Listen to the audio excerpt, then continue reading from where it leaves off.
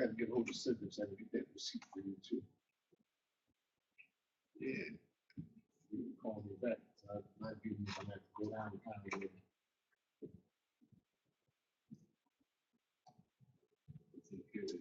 respond. Good morning, everyone. Good morning. All right. Welcome to just another exciting day in America. Another exciting day to be alive too. First of all, just checking make sure my phone's off so I guess y'all can do the same and all that. Well, we're going to get started shortly. Just doing the housekeeping notes, as I always say, never stop learning, and that's kind of been my whole thought process this week is, and really it's been me teaching my son, but I realize how it's teaching myself too. Now, I know the word says never stop learning, only a fool feels he knows it all, and I'm just saying, as we learn, you realize that the tides are changing, the economy's changing, people are changing, the moods are changing, attitudes are changing. And once you recognize that we are in the people business, and because people want to label you, do you understand that? No matter what do you do for a living? That question is going to come up. And what they're doing is they want to place you in a category of their own understanding. Because if they can get you into a thought process of how they see things, then they can control it and make it more understandable. That doesn't mean it's right. It just means that they now see it from their point of view. The whole point is we don't know what sourced them to get them to that point. We don't know what information they were going off of that arrived them to that point in that mindset. So that's why we have to make sure that we understand the difference between getting ahead in life and just having a life. Y'all know what I mean? Yeah. So that's why I start off saying, first thing to understand is we are in the people business. Y'all say people? People. Because once you understand you're in the people business, you'll do more understanding of how people work. Then whatever you do for a living is where you say, okay, now that I understand how people work, now I can go and I can maneuver and get things done more efficient. Does that make sense? But if you don't understand how people work, then when you go to do things, you're going to offend someone. And people get the spirit of offense, or you will get offended because you don't understand how people work. So when you sign someone up into the business and a week later, not even a week later, a day later, 2 days later, they're not returning your call or they're slowing down, it's because they didn't understand that they weren't just starting in JMG Net Worth. They were taking the first step into understanding how people work. Now, for anyone that has truly created wealth, you may think Ray Kroc and the whole McDonald's thing, that it was selling burgers and whatnot. They understood what moved people. If you look at Walmart and what makes them so successful, they understood people. They brought innovation to people. If you don't bring innovation in a concept with a spirit of excitement and belief to people, then no matter what you bring them, it won't be what it's supposed to be. That's why I always joke and say, well, someone came with the idea of bottling water. But if you go back to the 1930s and 40s and said, I'm going to bottle water, and say, why? Go to the faucet and get you some. Matter of fact, it's a white people faucet and a black people faucet, but it's free for whoever you are. It didn't matter. Do y'all get this? When someone said, if we said today, we want to go from here to LA and you want to be there tonight, we already know. Just go fly there. But if you go back in time, that wasn't something to understand. So that is proof. I always give the simplest scenario. How do you pop popcorn today? For the average person, especially college bound and higher, they go to the microwave. They push the button that says pop. Yeah, they even put popcorn on the machine, didn't they? They said forget it, on the microwave popcorn. So that's the branding, that's understanding that is people have changed. So as we say we want to be able to be wealthy, I looked in, Hosties is, I guess, going out of business. And, somebody put a post up and said it's the president's fault. And I'm like, no, if you'd have saw me 2 years ago, I always had a Twinkie going on. But because I knew I needed to lose some weight, I done picked a little back up, but I'm going to go ahead and get rid of that and then some. But it's like the honey buns don't hit me as much. I passed that aisle, So you look at that and say, well, no, wait a minute. Isn't gluten-free like a big thing now? You know, isn't being healthy a bigger thing now? One of the biggest companies that has grown is Lifetime Fitness. Who would have thought? You know, 19 Fitness, Lifetime Fitness, all of this. Well, when you see that health and even Taco Bell and McDonald's have changed their menu to be more health conscious, then if somebody just says, I make Dunkin' Donuts, or sugary products, you better change your ways or you're going to go. Don't blame that on the president. Blame that on understanding people. You're in the people business. I even go as crazy as I went to school in Colorado. I remember, and it's funny, that when I was in college, cats saying, oh, they're going to legalize this one day. It's going to be legal. And I remember because there they got the hemp clothes and everything. They would tell you it's going to be legalized. So when they said Colorado's the first state to legalize it, I was like, man, they was talking about that way back then. So now, understand people. Now, I ain't touching stuff, y'all. Got a track record. Everybody knows. You know, I ain't touching stuff. But other than that, I got some friends. But when you understand, people have changed.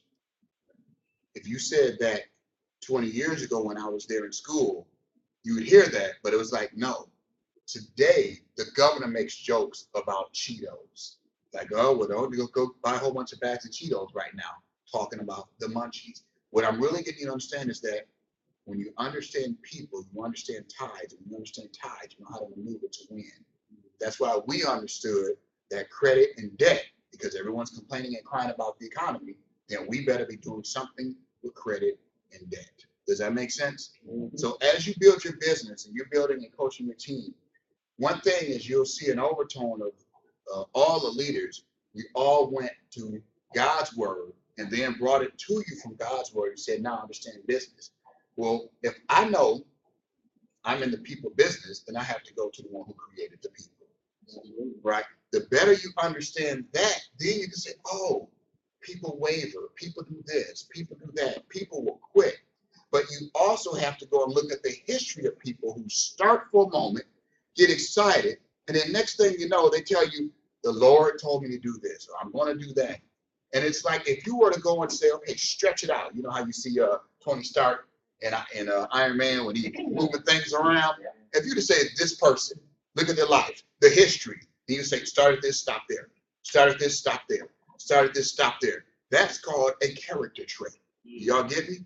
So when you recognize people's characters, you don't get offended. That's in their character. That's like a DNA. So it's like, oh, you have a history of either judging this group of people, or you have a history of starting through emotion, getting excited, saying this is what God's gonna bless us with. Then when it doesn't happen fast enough, then you go and do something else, because people are based off of emotions also. But when you go and you really identify and put that magnifying glass down to today's wealthy, and I mean the truly wealthy, you'll see that they're steadfast. Does that sound familiar? They're trusting more in their concept of what they're selling, even when it looks like it's not happening. You'll see them do things, make decisions that is against the majority at times. But then they'll look and say, wow, how did you know that was going to work?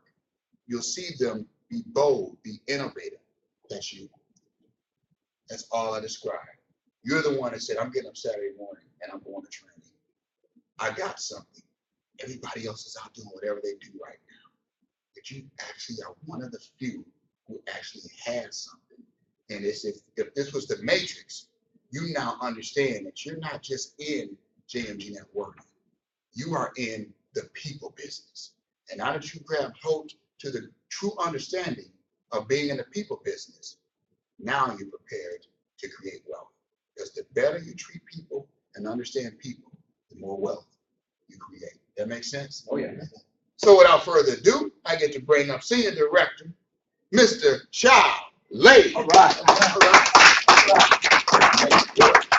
How's everybody doing this morning? Excellent. Oh, man, you know, I sat down yesterday with a friend, and we were talking about his master's program. And he was looking at me, and he's like, you know, I'm not sure if this is going to work. I was like, what do you mean what you're not sure what's going to work? You think about this whole plan you want to implement after you're done with master's program is going to work? He goes, yeah. He goes, well, let me tell you what. I remember one time when you sat down on your couch and we sat there and you were basically in tears saying you don't know what to do with your life. And then all of a sudden we sat down and worked out this plan that you're going to implement because you really want to take small communities and connect them to big communities. I go, okay, that's great. All right, so you're gonna do that. And so what are you gonna do about it? He's like, I think I need more education. I was like, okay. So then he stepped up and he went to get more education. He's over at the University of Minnesota now in their master's program. And he's like, okay, but I'm still not sure if it's gonna work. And he goes, so what do you think, Chair? I was like, well, this is what I think. I believe that success builds on success. You made a decision to step forward and get more information so that you can make this plan of yours succeed. I believe that being at the University of Minnesota, for you, is going to connect you with resources that is going to help you bring this plan to fruition. And he's like, huh, well, I believe that you care about me. I'm not sure if I believe that plan's going to work. And I was like, well, that's your biggest problem. Because every time you say that, you're going to make these huge strides in your life, right? Get there about halfway, and then not believe that the other half is going to get you there, and then you go backwards to where you started out. So that's why this plan of yours, every time you hand it to me, goes back to the beginning. It's not that it's not going to work. It's that you don't believe your plan is going to work. So this morning, we're going to make a couple of shifts. We're going to make a couple of shifts this morning. I'm not going to be so much philosophical in what I'm saying. I want to be very objective because the end of the year is coming. The end of this year is coming. And we just passed up an area of our life, politics. And one thing that they could both agree on is this. Need more jobs. Need more job creations. I love jobs. I do. I love jobs. You hear Paulie Jones talk about his time at PepsiCo and how he took those principles that he learned at that time, you know, job and training, right? He took those things and carried on to his business. The thing about jobs is this. Even if you increase and have another 1 million jobs, they all average out to be about $30,000 a year. We know that $30,000 a year isn't enough. So in this room today, we're going to stop referencing back to what you're remembering in jobs. For those of you online who are just coming from jobs, I need you right now to stop referencing back to jobs and take the instructions that you received here today and go forward with that new mindset. Does that make sense to everybody? Because if you keep referencing back to that, if you keep referencing back to something that doesn't work, you're going to keep moving forward in a direction that doesn't work. So let's leave that behind. Christmas shopping. Lord. I finished my Christmas shopping today. Today. Christmas is next month. There he goes, why do you do that? It's such a joyous time. But then, this is where I don't like to experience. I live, breathe, and think like a business owner. I don't like standing in long lines and take 4 or 5 extra hours of shopping because I'm waiting in line with the masses. The masses are going to go after those 1 million jobs or whatever that's going to be created over the next 4 years. That's the whole goal, or 100,000, whatever amount of job. They're going to rush to that, and they're going to stand in long lines waiting for that. Right now, there are no big lines for opening up a business. Why is that? Right now, there's sales. There's like 3 for 1s, 4 for 1s. I'm like, oh, okay.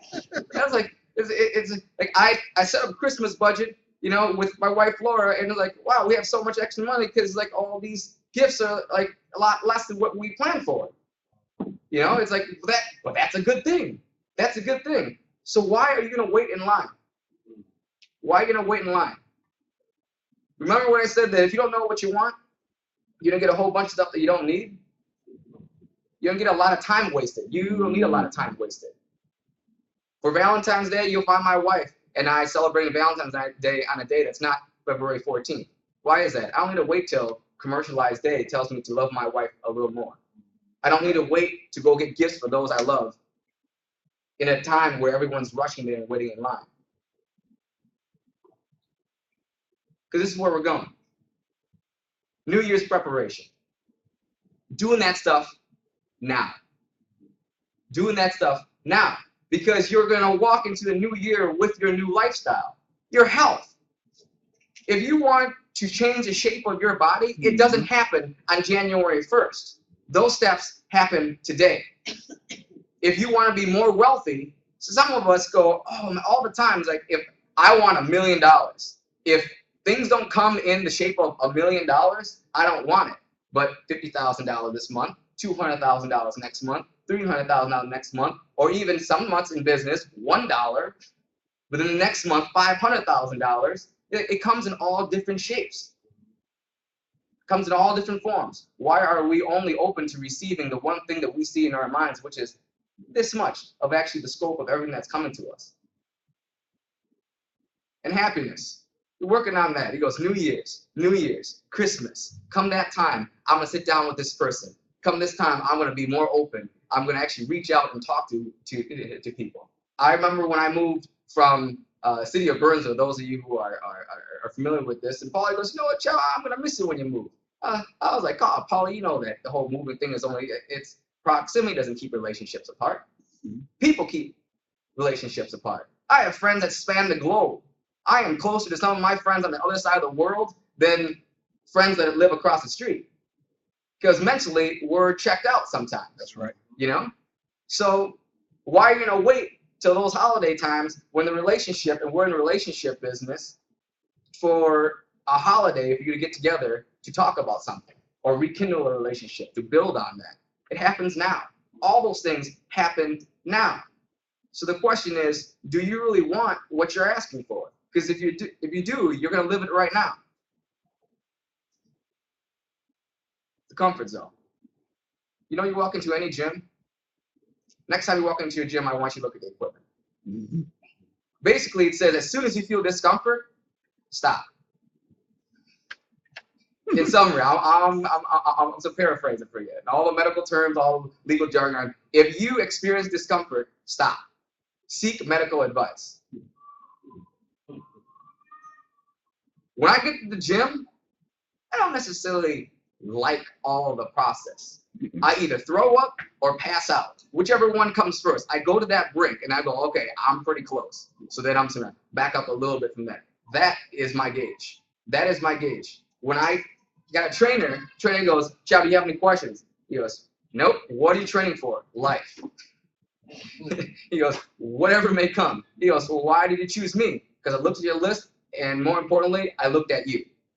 You train and you work out and you work out and you work out and you work out and you work out. That's what you do. And I see the proof in the pudding. It's like I can't even pinch your skin because your body fat percentage is so low. And I don't have any questions. I want you to show me how to be like that. And he goes, okay, okay. So if you have any questions today, you have training here, I just want you to listen, take great notes. And if you have an aha moment, write it down. I don't want the aha moment to happen and then think of all these other things. You know, it goes, you know what, it's going to be difficult because of this, this, this, and this. We have to admit this to yourself. Every time we have an aha moment, it seems like there's this whole list. He goes, all right, you know what, I'm going to go to the gym today. Oh, you know what, but then I have to finish this, this, this. By the time I get there, I'm kind of tired and all that. All right, I'm going to make this much more money this year. Oh, yeah, but if I do that, you know, I might not see my kids as much, and my spouse might get angry, and all this other. We make this whole list. Just do it. Just do it. I promise you, when you get home and you're healthy, life is better when you're fit. Life is better. Life is much better when you're in shape. Brother Fred's like, yeah, I can swing that tennis racket so much better. Right? Life is better when you have the wealth that you want. Period. It is. Because all those other things are going to happen. Life is so much better when you have relationships. When you definitely have relationships. Because sometimes it has nothing to do with money, it has nothing to do with anything else. Who can you call on at 3 in the morning that's going to come pick you up because you have a flat in AAA that's taking way too long? You can call me, Chad. Yeah. Right? It's about relationships. You know, sometimes money can't solve all of those issues right off the bat. It takes somebody else there to help you out. You can pay somebody, but if you don't have the relationship, they're not going to have the heart to it. They're not going to go in there in the heart of war and grab you out. It's like, no money in the world is going to take me over there to save you. You know, in some parts of your life. But leadership, you just have to set that example and raise the bar and set that example. The comfort zone. Whatever it is for you, step out of it. If you're not used to waking up early in the morning, wake up early in the morning. If you're not used to staying up a little later, stay up a little later. If you're not used to being laughed at, be laughed at a little bit. If you're not used to talking to people, talk to more people. Because if you do everything that you're doing the same right now, he goes, oh yeah, you know, I'm changing these couple of things, but it's also about balance. If you're good at one thing, that's great. You're staying in the whole thing. Even if it's, you know, I'm really good at making money, but the health side and the relationship side is kind of going there. Eventually, you're throwing a lot of extra money around for stuff that doesn't really matter, because, you know, for medical expenses, because you can't get out of the bed right, you know, and then you're paying a lot of money to keep friends around. It's happened. That's how the whole wealth thing kind of goes through, like the whole trick it off rich, and then all of a sudden the principles of wealth kind of deviate and start leaving your life because you're just wanting all these things. Learn from it. Yeah, and pushing towards a direction that makes it appear that way, but it's not that way. Now I'm gonna share with you a story today. Those of you who don't know Soichiro Honda, you see the cars driving around everywhere today. Let me tell you a story about Honda. In 1938, he developed this concept of the piston ring. You don't even know what a piston ring is. Those of you who don't know a piston ring, but it basically keeps a seal, right, in a cylinder. When the piston goes up and down, it keeps it sealed so that the gas doesn't leak out. He got this idea, and so he didn't have any capital. So he pawned his wife's jewelry for working capital. How comfortable was he? Hey, honey, I'm going to pawn all your jewelry so I can chase his dream. All you ladies right now is like, whew, she certainly loved him. His dream was to take this concept and go to Toyota.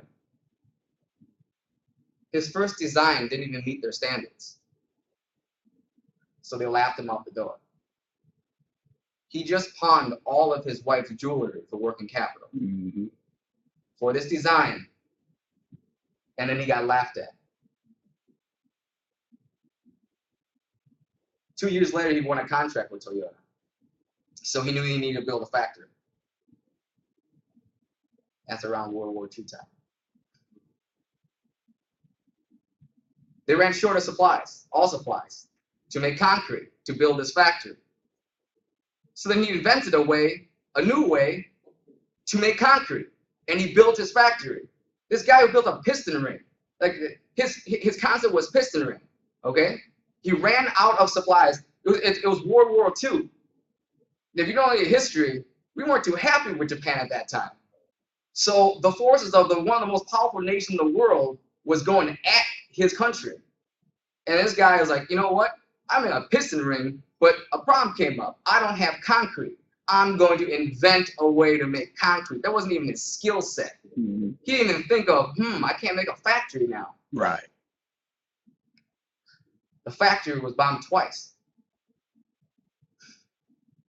And still, the material he needed to make the piston ring became unavailable. So you know what he did? He collected the gas, basically gas cans, and for him, he said those are gifts from President Truman. From the country that was actually beating the crap out of his country. He's like, he can pick that stuff up. He goes, you know what? I'm open to receive whatever. I have this dream, and in these times even, I'll figure it out. And he made that. So he rebuilt his factory. Do you want to know what else happened after he built his factory? Now, starting from pawning his wife's jewelry, and then that happened not going really anywhere because it failed, right? Bombed twice, rebuilt the factory, earthquake happens. Down goes his factory again. Wow. Again. We haven't even talked about cars yet today. I said Honda, you referenced to cars driving around, nice Acuras. Acura is the high end of Honda. We haven't talked about that yet. We're talking about a piston ring. And then there was a gasoline shortage. So now people aren't even driving cars. The piston ring that he wanted to develop for the cars, now they're not even really driving cars because there really is no gas. So the guy took his skill set and he goes, I'll make this little engine. He slapped it on his bike. And he's going around with, at the time, a motorized bicycle. Then his neighbor goes, that's really cool. I want one of those. I really want one of those. He looked at it and he goes, with a short of supplies, with no money, what am I going to do? And I can't get the materials. Can't do that. One man wrote down there. You see that? Out of 18,000, 5,000 responded. He sat down, he wrote 18,000 letters. 18,000 letters to every bicycle shop in his country. Pretty much all that he could find, saying, we need to revitalize. We have a chance to revitalize our country. If you can help out, that would be great. Supplies, money, whatnot, they all gave him as much as they could. Out of a little, they gave 5,000 people responding. Goes, this is as much money as we can give you. This is as much supplies that we can give you. And then he started building them. He started seeing these little motorized bicycles going everywhere. But I want you to take note of something, all right? Only 5,000 people responded. He wrote 18,000 letters. That's 13,000 no's. That's 13,000 I can't because of this. That's 13,000. And out of the little from 5,000, motorized bicycles went everywhere. 1970s, the country that tore up his country, us, us, we now had a gas shortage. Those big cars started getting smaller. Oh, what happened? Oh, what happened? All of a sudden that piston ring didn't sound, that piston ring idea came back up. He goes, those small engines that through him inventing his piston ring, through those small, tiny engines that nobody else could do as well as Honda, now you just made it a little bit bigger, and now they're in cars. Now in cars in the United States. Today, over 100,000 people work for Honda and Acura. It's Honda all over the world. Mm-hmm. That's what it is. I say Honda today. You think car. You think car. You see some videos of that guy's an old guy sitting there. He's like, all I want to do is make that piston ring. All I want to do is make that piston ring and make things better for my country. All I want to do is make piston rings. All I want to do is make piston ring. And then this enormous amount of wealth, all these supplies, anything that he needed to make there, he was open to receive that. But he's referencing back, what he wanted was to make that piston ring. What is it that you want? That's why I'm saying to today, when you get that aha moment, and immediately you think of all the obstacles, stop it. Stop it right now. When you show up to training and you're feeling a little tired, stop it. Just making it here isn't enough. When you get here, it's time to receive the information, to get out here to start working. It isn't just to make it just to fall down here and then going, oh, that's a lot of good information, and then go to sleep afterwards when you get home. When we wake up and we start having those moments of inspiration, and then immediately goes, oh yeah, but 5 more minutes in bed seems so nice. Stop it. Mm-hmm. When you start looking at what next to do and you're saying, where's the capital going to come from? Stop it. It'll be there. It'll be there. You just need to keep moving. What is your piston ring? I know an earthquake hasn't shattered your dreams. No one's dropping bombs on your dreams. Nobody's done that yet. We're not at war. If you're over in New York right now and you're all flooded and everything, it's still the capital of all of our capital. It's still the place to be. So my question today is, what are you going to do now? Not even tomorrow. What are you going to do now? What is in your schedule? Tonight, if you were planning on going to bed at 10, can you stay up to 11? I'll be even funny with this. If you guys all shave and you started shaving on the left side of your face, can you tonight or tomorrow morning start with the right side of your face? Who knows? You might even cut yourself. Ladies, if you start shaving left side of the leg, your left leg first, how about you switch to your right leg first? Start changing things around and see what happens. and see what happens. The moment of your aha moment, run with it. Run with it. Take it. And all that comes with it. Because all of it's going to be there anyways. But if the one thing is missing is your action, it's always going to be missing if it's missing. Next person I bring up, man, you better take notes. Take notes. If you're falling asleep for me, you should be bright-eyed and bushy-tailed, because the next person is going to give you a wealth of information that I dare say, if not already, people are going to pay a whole lot of money for this information. People are going to line up like they line up for iPhones just to hear this person speak. All right? Next person I bring up is William Lockett. Y'all give it up for Charlie. Yes, I want everybody to repeat after me. Say, I am great. I am great. I feel great. I feel great. And today's going to be a great day. Today is going to be a great day. See, we need to constantly encourage ourselves, Mhm. you know, to remind ourselves, you know, what it is that we want. You know, in the ride in this morning, I'm just thinking about that thought in terms of the characteristics of an entrepreneur. One thing I realized is this. I woke up this morning just so excited about life, period. And that's how I wake up every day, because I truly love and enjoy life. Now, it dawned on me that now you look and you say, oh, okay, well, I see why you enjoy life. But you missed it. I was this way before I had what I have now. That's right. Yeah. See, and that's the key. That's the difference. Even when I didn't have, I woke up and was excited about life. But I was willing to go do the work for the life that I'm excited about. Yeah. So therefore, as a result of that, now I enjoy the reality of what I'm excited about. And too often, people just go through life and they don't even get excited about anything. And they just go with the status quo. Mm-hmm.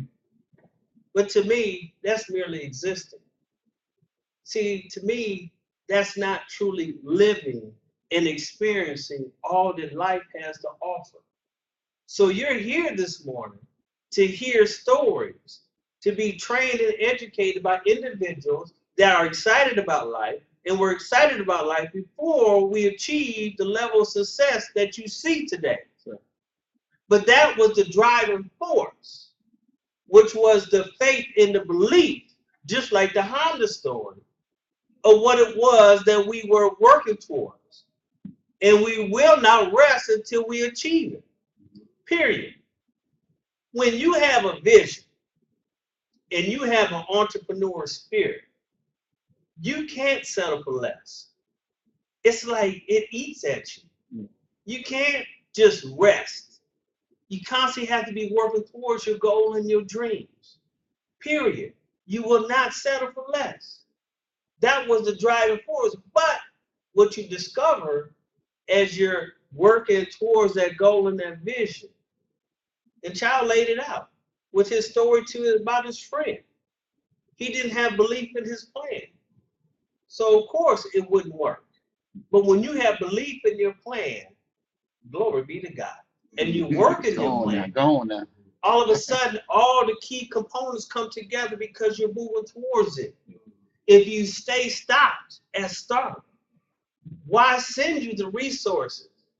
Because you haven't started the energy behind it that's necessary in order to attract what it is that you need in order to complete it. So again, in the story of Honda. So what if you have to go through hundreds of people to get your 3 good people? Are you going to allow other people's lack of vision to overshadow what you say you believe in? But that's the key. Do you actually believe in what you say? You cannot be an entrepreneur. You cannot be a business owner. You cannot be a pioneer. Key word, pioneer, meaning that it's a new trail.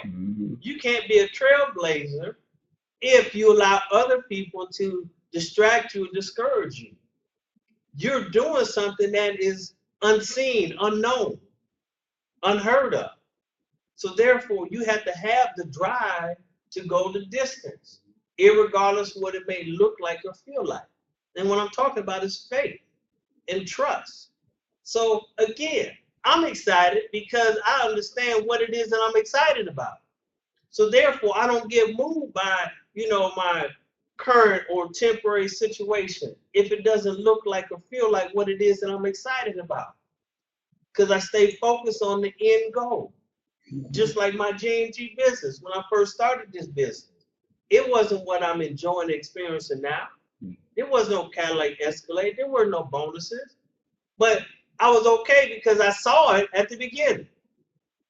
So therefore, I was committed to go through the process and committed to do the work. Too many people are committed to do the work or go through the process. So therefore, they miss out. So I want to talk about something near and dear to me this morning, passion. Because you got to have passion for life. So what are you passionate about? What is it that gets you out the bed in the morning and excited? Is it your family? Is it a more comfortable lifestyle? Is it to be able to go on a vacation? What is it? What moves you to action?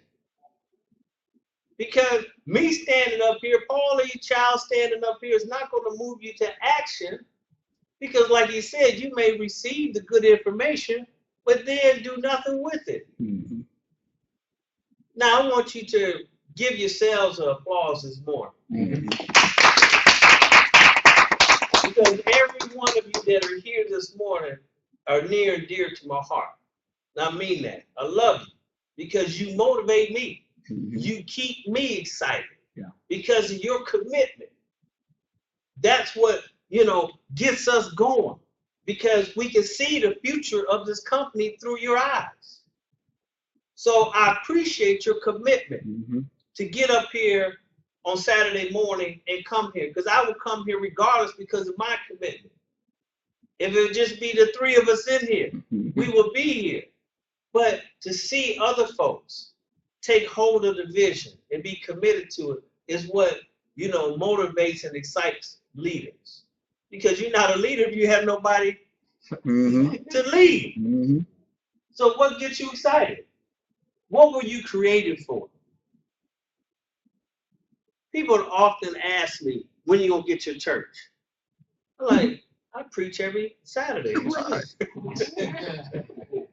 Because I truly see this is my mission. I believe that this is what I was created for. To be up here and share the gifts and talents that God has blessed me with through the Word of God. So therefore, it becomes a conduit that we learn business principles, as Brother Paulie said this morning, based upon the Word of God. Now, I'm not a religious fanatic, but I know what works, what has worked for me. And the only thing I can do is share, my own personal experiences and testimony. I can't talk about somebody else's life because I haven't experienced their life. I can only share with you what has worked for me. So therefore, I have to relate everything that I do to the Word of God. And that's not to, force my beliefs or way of thinking on anyone else. Nor does that mean that I have to be quiet about what I believe because I allow somebody else's beliefs to overshadow what I believe. It's just about mutual respect. But isn't it funny how they want Christians to be quiet while everybody else is talking? So what is your purpose in life? I want to talk about something that, is near and dear. What Goliath are you facing or have faced? Because reading the Word of God is truly liberating me. And one of my greatest heroes of the Bible is David. And until you actually read for yourself and get an understanding, you really don't have an understanding. Right. So you may, hear and understand based upon somebody else's interpretation, but until you actually read it for yourself, you begin to discover, new revelation. And through David, what I discovered is that I didn't have to be perfect. And David is credited being a man after God's own heart. But David wasn't perfect. And see, until I actually read the word for myself, I thought I had to be perfect. That's right. And I knew that I fell short. So therefore, it wasn't something that was for me because I didn't have a real understanding. See, I thought I had to be perfect in order to be a follower of Christ. But until I read the word and discovered through David's story that I didn't have to be perfect, now I can have that relationship. Now I have a clearer understanding. But it only was revealed after reading it for myself. Because when you growing up, you hearing all these stories or hearing people talking like, you know, they condemn you because you ain't perfect. And if you just lean towards their understanding, you'll never have a true meaning and definition of what it is to be a follower. So let's go to 1 Samuel 17. Then David spoke to the men who stood by him, saying, what shall be done for the man who kills this fellow Philistine? He had a purpose. And takes away the reproach from Israel. Well, who is this uncircumcised Philistine? And when I read that, I'm like, man, David took something that was huge and redefined it. He didn't allow it to define itself for him. He had to put it in his own understanding, that he should defy the armies of the living God. And I'm like, he took this big thing and reduced it down to something smaller because he understood that his God was bigger. So again, what David or what Goliath are you facing in your life? And what have you allowed to be defined for you to seem like it's too great? You know, when we talk about creating wealth, does that intimidate you? Does that make you feel scared? When we're talking about becoming millionaires? I'm going to show you shortly here the power of what we truly have through this business. That's why I celebrate the fact that you're here. But now we have to go to work. We have to do some work today, okay? So now Eliab, his oldest brother, heard when he spoke to the men. And Eliab's anger was aroused against David. You'll have even family members come against you to question you, to doubt you. Why did you come down here? And with whom have you left? Now you want to remind him, put him in his place. Left those few sheep in the wilderness. I know your pride and your insolence of your heart, for you have come down to see the battle. You ain't got nothing better to do. You need to be tending them a little couple of sheep. You ain't doing nothing but being nosy. And David said, what have I done now? I love this part. Is there not a cause? Is there not a reason for you to get motivated this morning? Is there not a reason for you to get excited about your business? Is there not a cause for you to take action? Right. And utilize an opportunity that was designed for you to create wealth? Now, when the words which David spoke were heard, they reported them to Saul, and he sent for him. And David said to Saul, let no man's heart fail because of him. Your servant will go and fight with this Philistine. Now remember, this is just little David, little shepherd boy. Who is he? But remember, he said, what is the man going to get? And it goes out there and kill this dude. At that moment, he had planted the thought in his mind that it was doable. Then from there, he took a course. He reduced this big giant down to something small, gave God the glory, and said, is there not a cause? And Saul said to David, you are not able to go against this Philistine to fight with him, for you are a youth, and he a man of war from his youth. But David said to Saul, your servant used to keep his father's sheep. And when a lion or a bear came and took a lamb out of the flock, I went out after it, struck it, delivered it from the lamb from his mouth. And when it rose against me, I caught it by its beard and struck and killed it. He drew from experience. He wasn't just sitting there fantasizing about being successful, about being wealthy, about being victorious, about dealing with adversity. He actually faced it and dealt with it. So he experienced it for himself. Moreover, David said, the Lord who delivered me from the paw of the lion and from the paw of the bear, he would deliver me from the hand of this Philistine. So again, he drew from experience. He didn't allow the definition of what others try to put on him to confine him. Who are you allowing to define who you are? Teach. Whose words are you believing about your destiny, what you was created for? See, I dare to challenge you. I dare to say that you were created to be millionaires. Right. Because if you weren't, you wouldn't be in this room. We wouldn't be wasting our breath speaking to you if you weren't created to be millionaires. Because I believe that I was created to create more millionaires. So if that be the case, I wouldn't be here wasting my time and my breath. As I'm up here struggling for air. But by the grace of God, you're in this place at this time for such a time as this. Mm-hmm. This is such a powerful time in your lives that you truly need to realize. I don't care what you've experienced so far in your JMG business. Mm-hmm. All it takes is one heartbeat. All you are is one heartbeat away from blowing up your business. That's all it is. Yep. Because in one heartbeat, you can speak to the right person that gets it, it runs with it, and becomes the next Paul Jones. One heartbeat.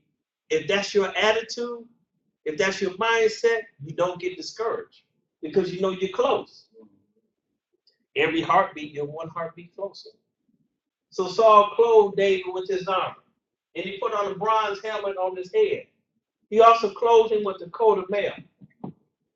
David fastened his sword to his arm and tried to walk, for he had not tested them.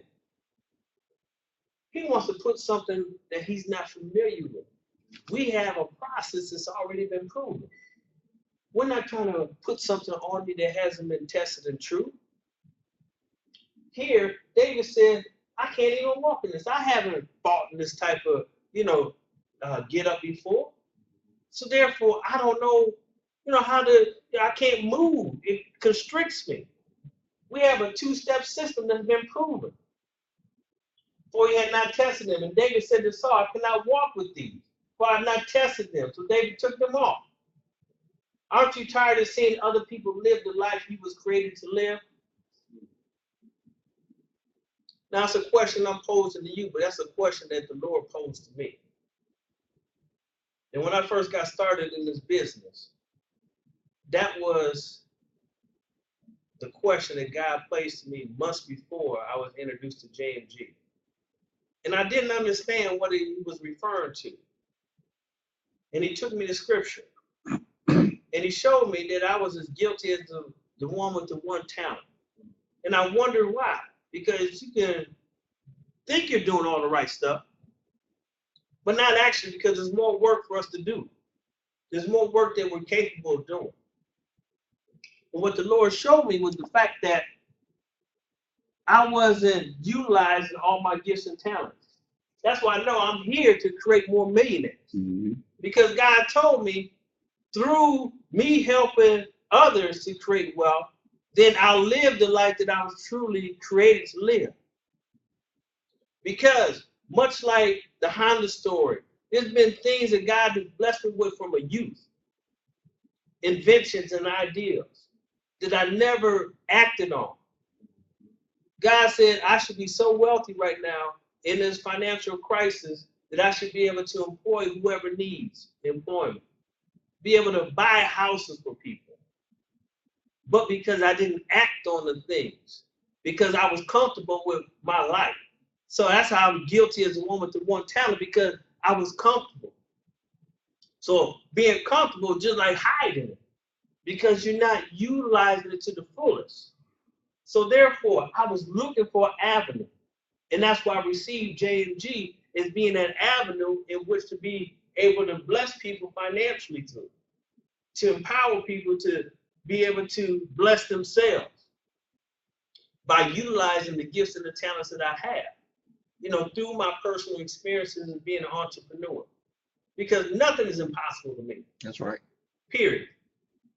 If there's something I see that I want, I just know I have to be willing to do a little bit more work. But I don't see something and see it for somebody else.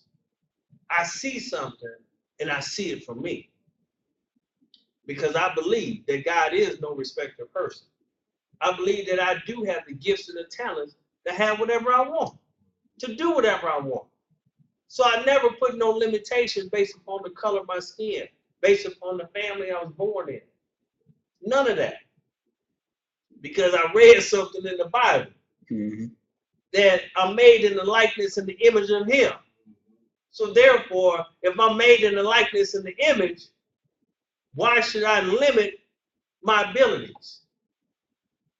If he created it all, he's my father, that means I'm entitled to it. And that's just the way I think.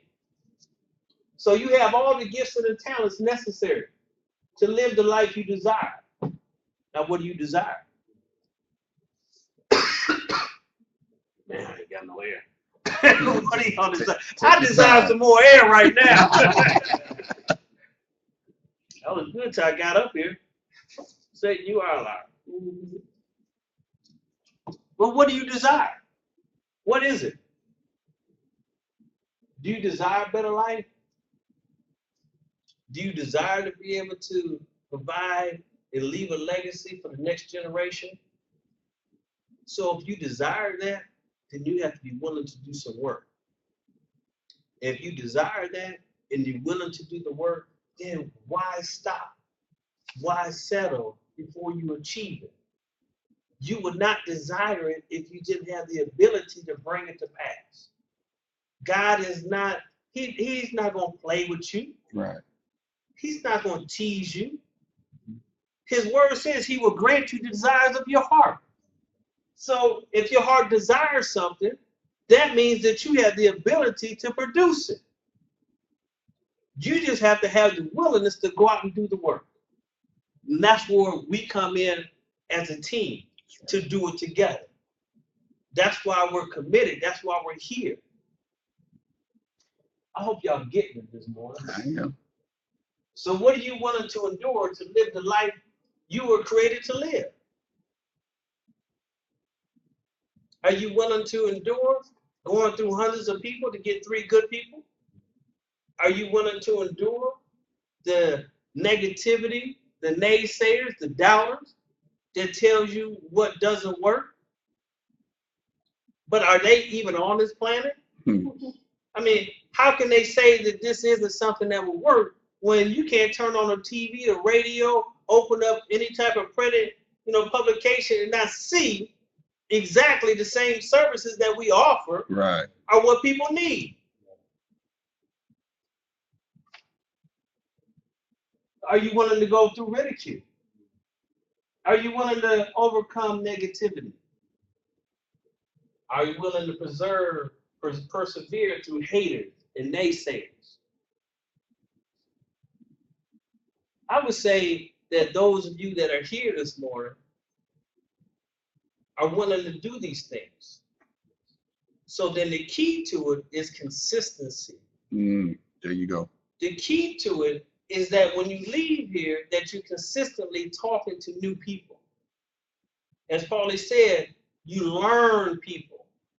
That was so true when he said that person that you talk to, that this is the people business, and that was the first step to them learning people. If they tell you they're all excited today, then they quit. That was their introduction to beginning to learn people's behavior of why people stop at start. So therefore, you just have to learn people and understand that people will try to project onto you their shortcomings. But you got to hit that stuff right back at them. That misses me. Because I've always wanted what other people didn't have. So I don't do what others do. That's just my simple logic. Because I never saw myself in the 95%ers. Even though maybe my checking account, my bank account looked like the 95%ers. That's right. But my thinking wasn't in that category. So therefore, my focus was on doing more. And because my hope and my confidence and my faith is strong, I didn't stop at the fact that I couldn't see it right away. I didn't stop at the fact that other people told me what wouldn't work. I didn't stop at the fact that everybody in my family is at a certain level, that they haven't done this, they haven't experienced this type of life. I didn't allow that to distract me. I just stayed focused on my desire, on the goal. So therefore, when you have that excitement, you have that focus, you have that commitment, it's just a matter of time before it materializes. At what cost are you willing to pay to make your dreams your reality? We have an opportunity that's $149.95. The price of admission to ride on this journey is $150. I'm gonna spend that at dinner tonight. I gotta reach in my pocket and grab more for my dry cleaning. Mm-hmm. Cable bill is more than that. Cell phone bill is more than that. Gas, electric bill is more than that. Groceries is more than that. Groceries, gas, electric, those are things of necessity because you gotta have them. But what about the things that you don't have to have that people put in the category of being a necessity that cost more than $150? So it's up to you. Only you can determine that, what value you place on it. Only you can determine where you go. That's what I love about life. I discovered that I'm in control. I don't put limitations on myself based upon what society or family or those close to me say. I understand that I'm the captain of my ship. I understand because I believe that God has already done his part. So I'm not waiting for something to fall out the sky. That's right, T. I'm not sitting back waiting for my bank account to be supernaturally blessed. See, I already know that God has blessed me with the gifts and the talent, so he's done his part. Right. And I'm not going to blame him for when things don't go right. I'm going to take ownership and responsibility because I believe that I've been endowed with the gifts and the talent. So therefore, it's a matter of me being willing to do the work because I recognize what it is that I have. So therefore, I take full responsibility. I don't give the control over to nobody else. I don't blame nobody else. If something doesn't go the way that I planned, I don't say, well, if them people would have did their part, then my organization would be this. I'd be riding around in the Bentley right now. Like, no, I'm never going to shift the blame. I say, you know what?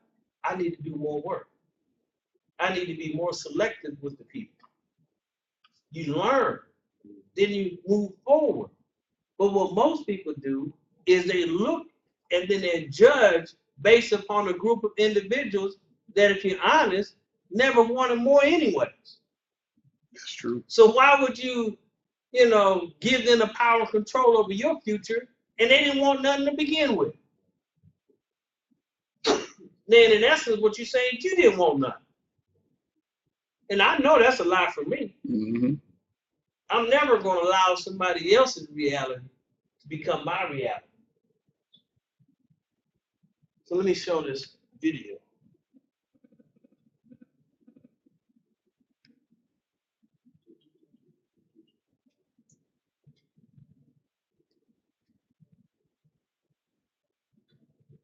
Small lives, but not you.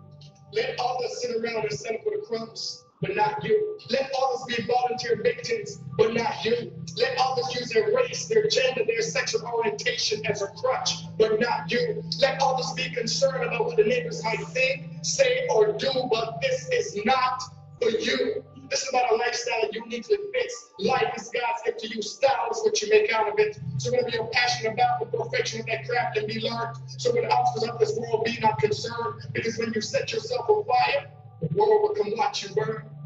So what are you going to do? What are you going to do now that you know that impossible is a word found in the dictionary, folks? What are you going to do with the rest of your life? What 2 things you want said about you when you die? Personally, I never listen to what the pessimists are telling me because I know that the richest place on the planet is a cemetery. There you'll find books that were never written, loved ones that were never forgiven, ideas that were smitten, and dreams that were forbidden, soil that was never tilled, cathedrals that were never built, restaurants that were never opened, chefs who never knew that they were smoking, painters that were neither drawn nor hung, songs neither composed nor sung, souls that left without doing what they really wanted to do. So don't you dare die with your greatness buried within you. So today, declare that you refuse to lose because you can either live your dreams or you can live your excuse. So even when I'm old and gray, I will still be commanding stage. My words will still be spoken off the page. So understand, this ain't no phase because every day I learn a new lesson. I'm my best poem that's yet to be written. I'm not leaving to what I came to give. It's been given. I'll be 99 on the mic, still be ripping, still be spitting, still be giving, still be driven. So let my tombstone read, here lies Kirk, and he died living pursuit of passion.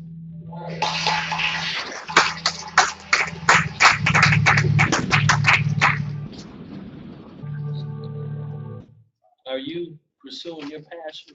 Mm-hmm. He said the richest place on the planet is the cemetery. Are you going to die full or empty?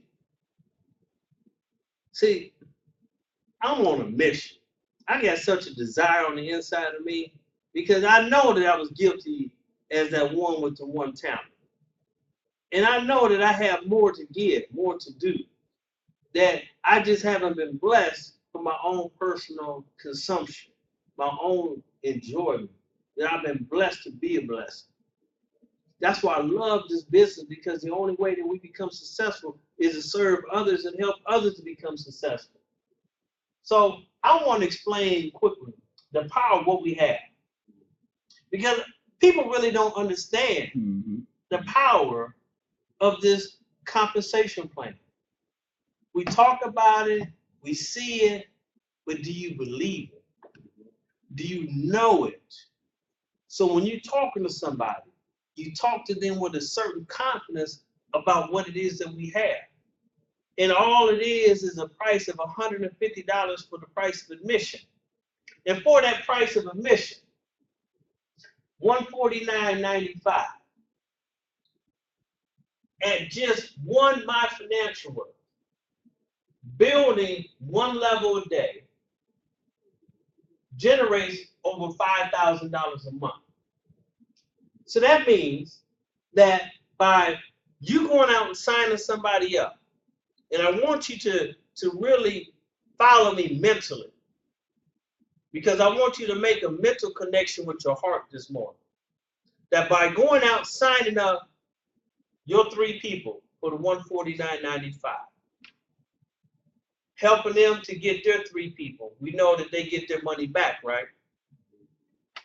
If we go out there and build this like we believe that we can do this in 7 days, that means that next month or the following month, you're at over $5,000 a month. They keep building. They're at over $5,000 a month the following month. How much did that cost? $149.95, but they got the money back. The $29.95, the next month they're getting the residual income, so it didn't cost them anything. So when you're talking to people, you're talking to them from a point of confidence. The price of admission to become a millionaire is only $150. That's crazy. How is that? For the same, you only paid it once, right? Mm-hmm. Now you built it. Let's get 10 customers. 10 times $29.95 is what? $300, right? Would you spend $300 to get $52,000 a month?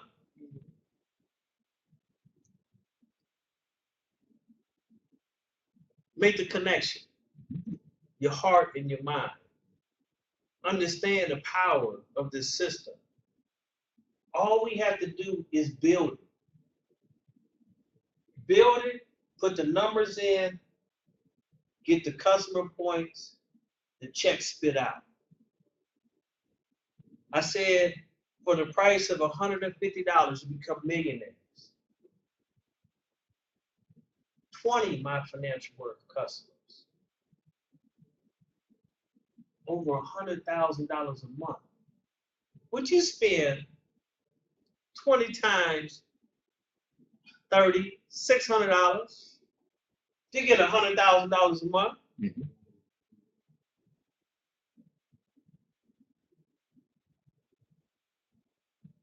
Would you spend $600 to get over $100,000 a month? So when you're talking to somebody and they're telling you, I can't afford it, you need to look at them with confidence and say, no, you can't afford not to do this. I don't care what you have to do. Go get $150. Go get me 3 people that got $150. Let's go ahead and make this money. Period. Don't tell me what you want to do with your life and you ain't doing it. And when I got a better way, when you start talking with confidence like that, boldness like that, people's ears are going to perk up. But if you go at them, you know what, would you like to make some more money?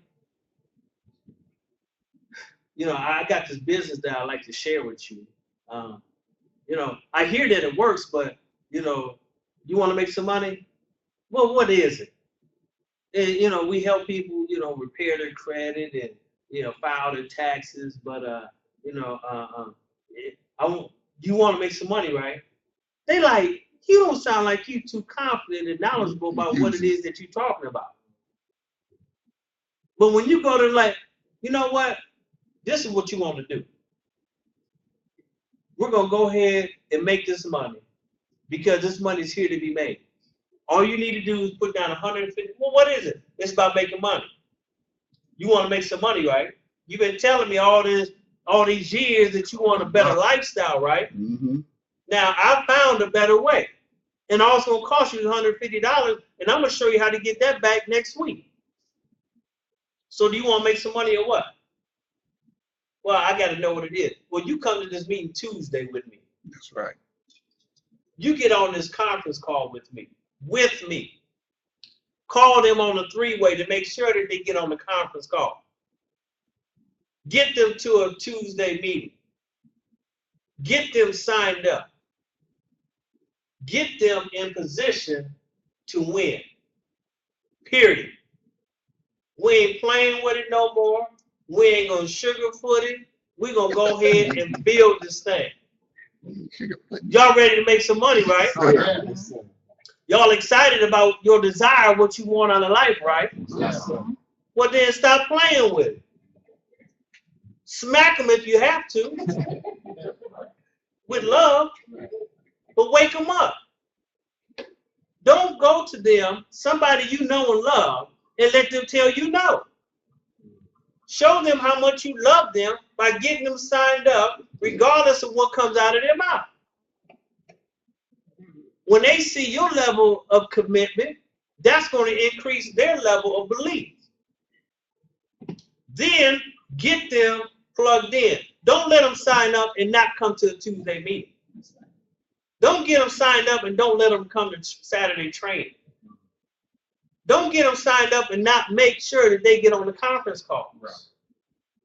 They got to plug in. To sign them up and they do nothing with it is a disservice, because now what they're going to say is that they signed up in that business and it didn't work. But they never did the work. Right. I had an individual actually have the audacity to tell me that they've been working this business for a month and a half. When for 3 weeks, they didn't even sign up. But they came to the meetings. They came to the trainings, but they didn't sign up. So the fact that they actually came, in their mind, they was in the business. But you ain't in the business till you sign up in the business. But what it did was it set a precedent. They were playing the game, well, let me wait till I get my 3 people. Mm-hmm. The people that they were bringing out, they were telling them they was waiting till they get their 3 people. So what do you think they told the people they was bringing out? Well, I'm gonna wait till I get my 3 people.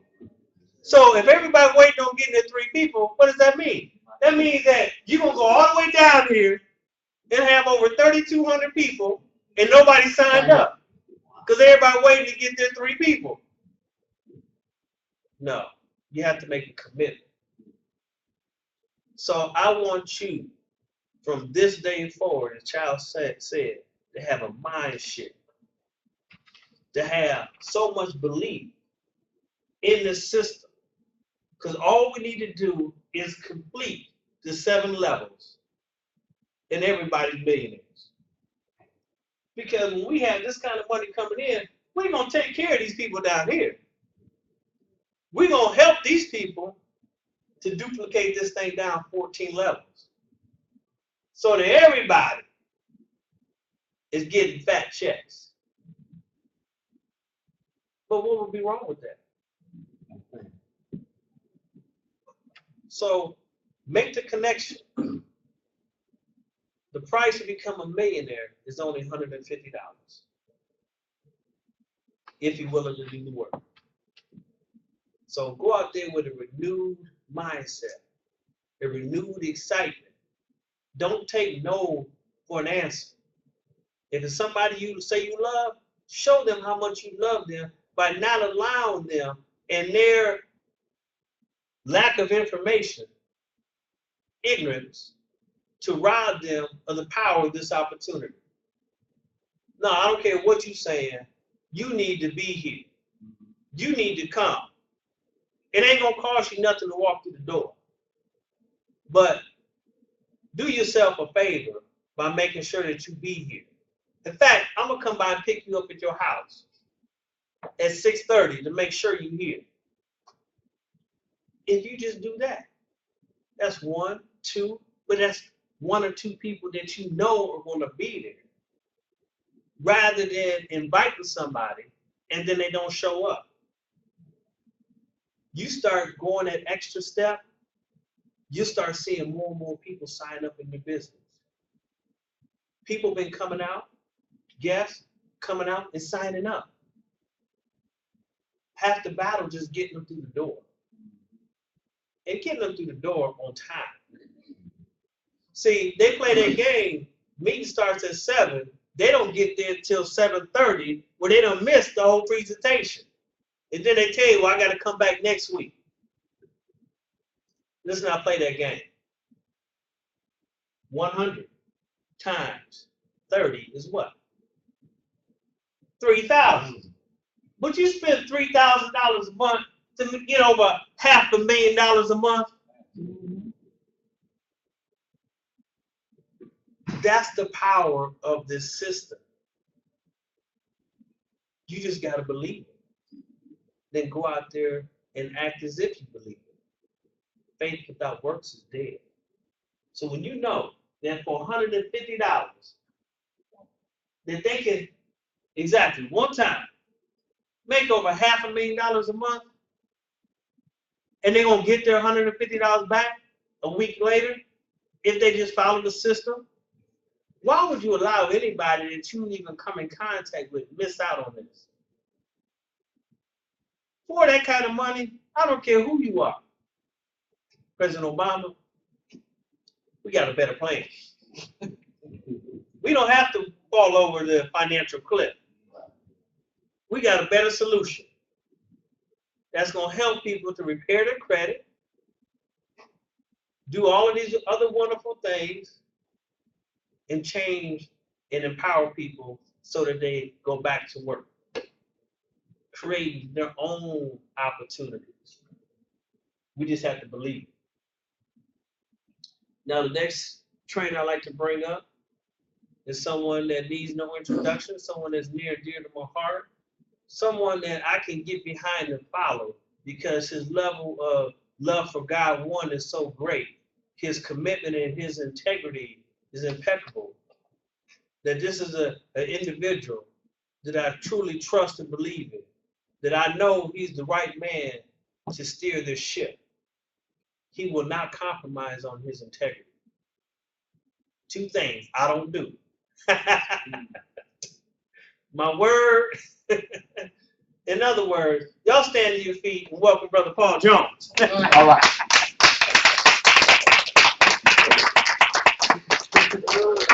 Y'all give it up for Brother Locke. Lock it down, Locke. Y'all got some good information. That's all I got to say.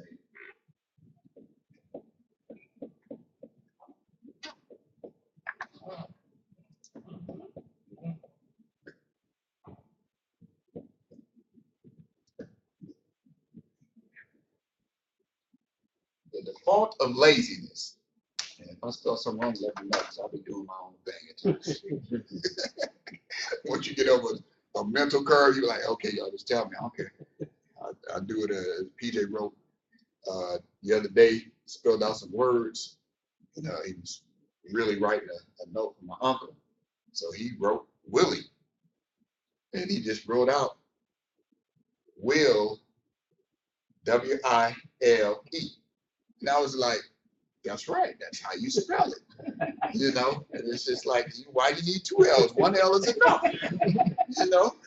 So what's up with the I-E? E. I was like, he just broke me off saying that. And I'm like, wow. But anyway, from watching Child and listening to William, I sit there, as I started off saying, you never stop learning. And I'm like, do everybody get it? Those online, those here, William's going over the numbers, and I can just tell you that stuff just increases. It doesn't stay there. It's one of the hardest things where I just get up here and really just don't go into too much, because I have a hard problem keeping my mouth shut.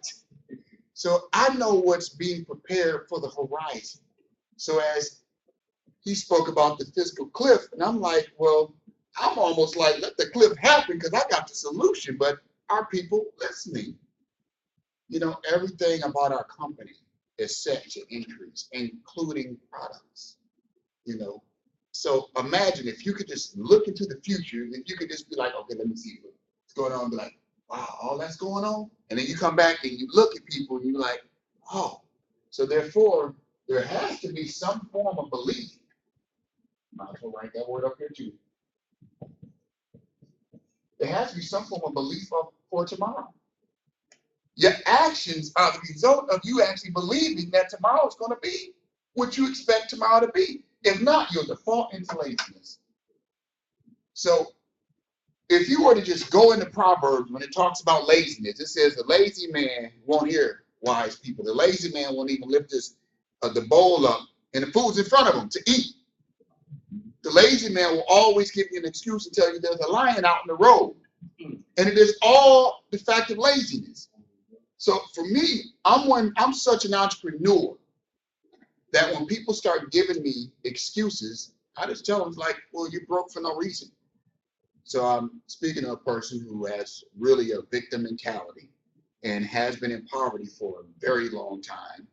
But because I know the lineage of this person and this person's mother, then I'm like, which has happened to be my sister I'm talking about. I'm like, no, you broke for no reason. You broke on purpose. You're defending broke because every time I talk to you about something, you come back and tell me, well, it must be nice to have that, but everybody can't have it that way.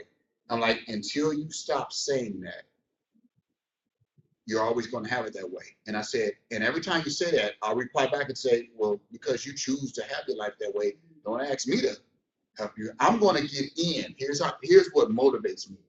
If I see a person pulling something in the road and I see them struggling and they pulling it, you know what I'm going to do? I'm going to run up and like, oh, I got you. But if I see you sitting there crying, complaining, I'm going to walk right by you. What you crying for? Pick it up, try. You don't know. You might get some strength that you don't know about. So I sit there and I watch folks, we just got through an election. Well, I sit there and I'm like, all right, the election's over, and then I'm like, all right, now your president's getting bashed. What you gonna do about it? Because if you talk about my mama, you talk about my dad, like if I was close to him, that'd be fighting words, right? Mm-hmm. And the best way to beat someone is not swinging on them. The unintelligent, the weak at heart, And the uneducated are the ones that will swing on you and start fighting you. Mm-hmm. The intelligent in mind will say, okay, I see. Like Dr. King did. He smiled. And then he put the people to work. Y'all got to think about that. He put the people to work. They got a plan, gave them instructions, and told those men to follow those instructions. But yet there was sacrifice. There was also those around them that says, don't listen to that man. Don't listen to Dr. King. Everything is good for us. Well, then if you go back 100 years, that'd have been the same one as that slave saying, everything's good for us, that job. Master, feed me. So you got to realize that times are moving on. You don't have to sit in the back of the bus anymore. So I say today, people are broke for no reason. If all you had to do is grab 3 of your broke friends and tell them to grab 3 broke friends, they're no longer broke. How simple is that? Now do you understand the power of the mind? So the default of laziness, meaning when you sit back, and that's why I just realized that it's not that a person's in poverty, because there's too many success stories of people who are down and out.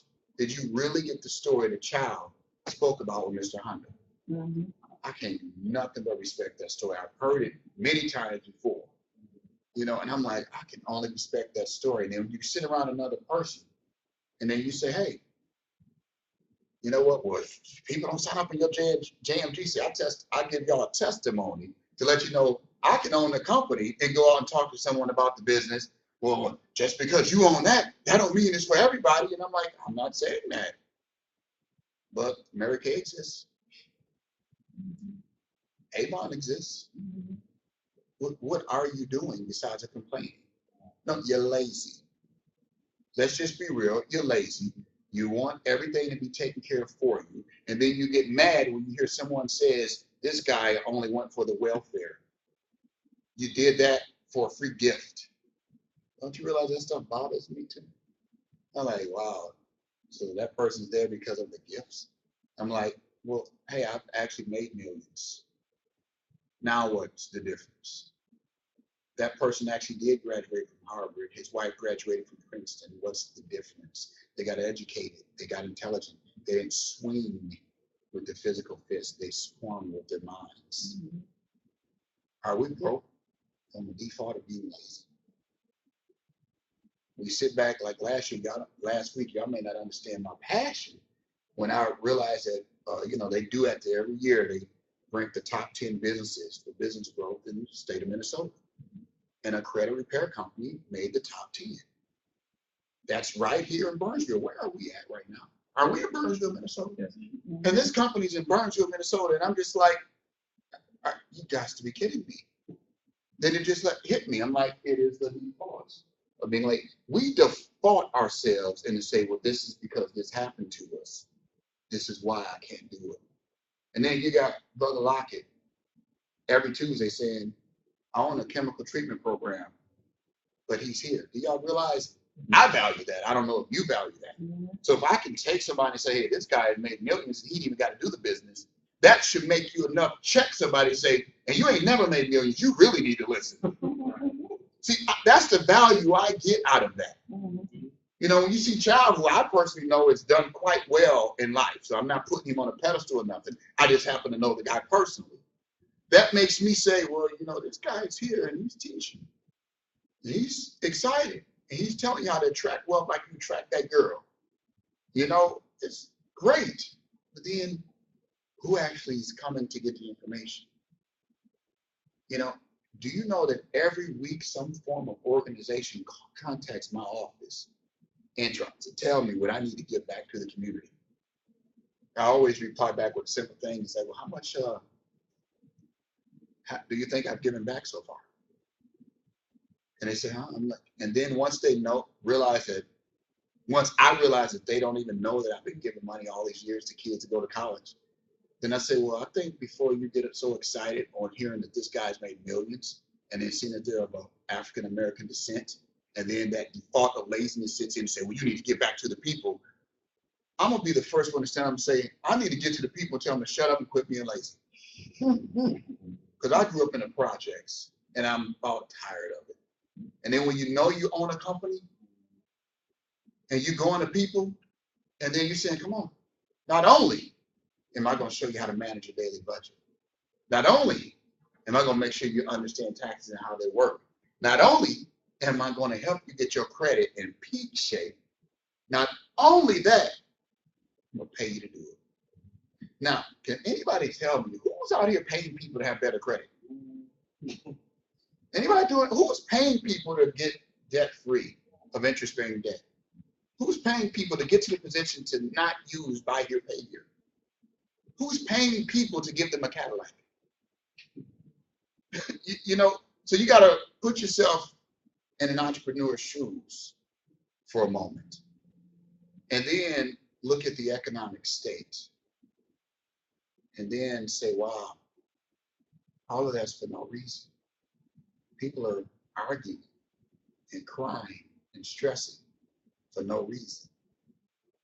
And that's why this came with it, the default of laziness. Not calling an individual lazy. Because one thing that you must be mindful, sometimes they don't realize that their actions they're taking are actions of a lazy person. Because sometimes the reasons that I've even gotten have sounded like real concerning. It sounds like the old man at the pool of Bethesda. Man, every time I try to get out and do this, the man does this, and then somebody steps down before me. But then Jesus replied back to him and said, well, do you want to be made well? Now, does that sound sympathetic? If you whine and complain, and the Messiah says, do you want to get better? I think sometimes we as business leaders have to just ask people the question, man, I'm just having problems paying my rent every month. Do you want to get better? Man, I'm having a problem making this car payment. Do you want that to get better?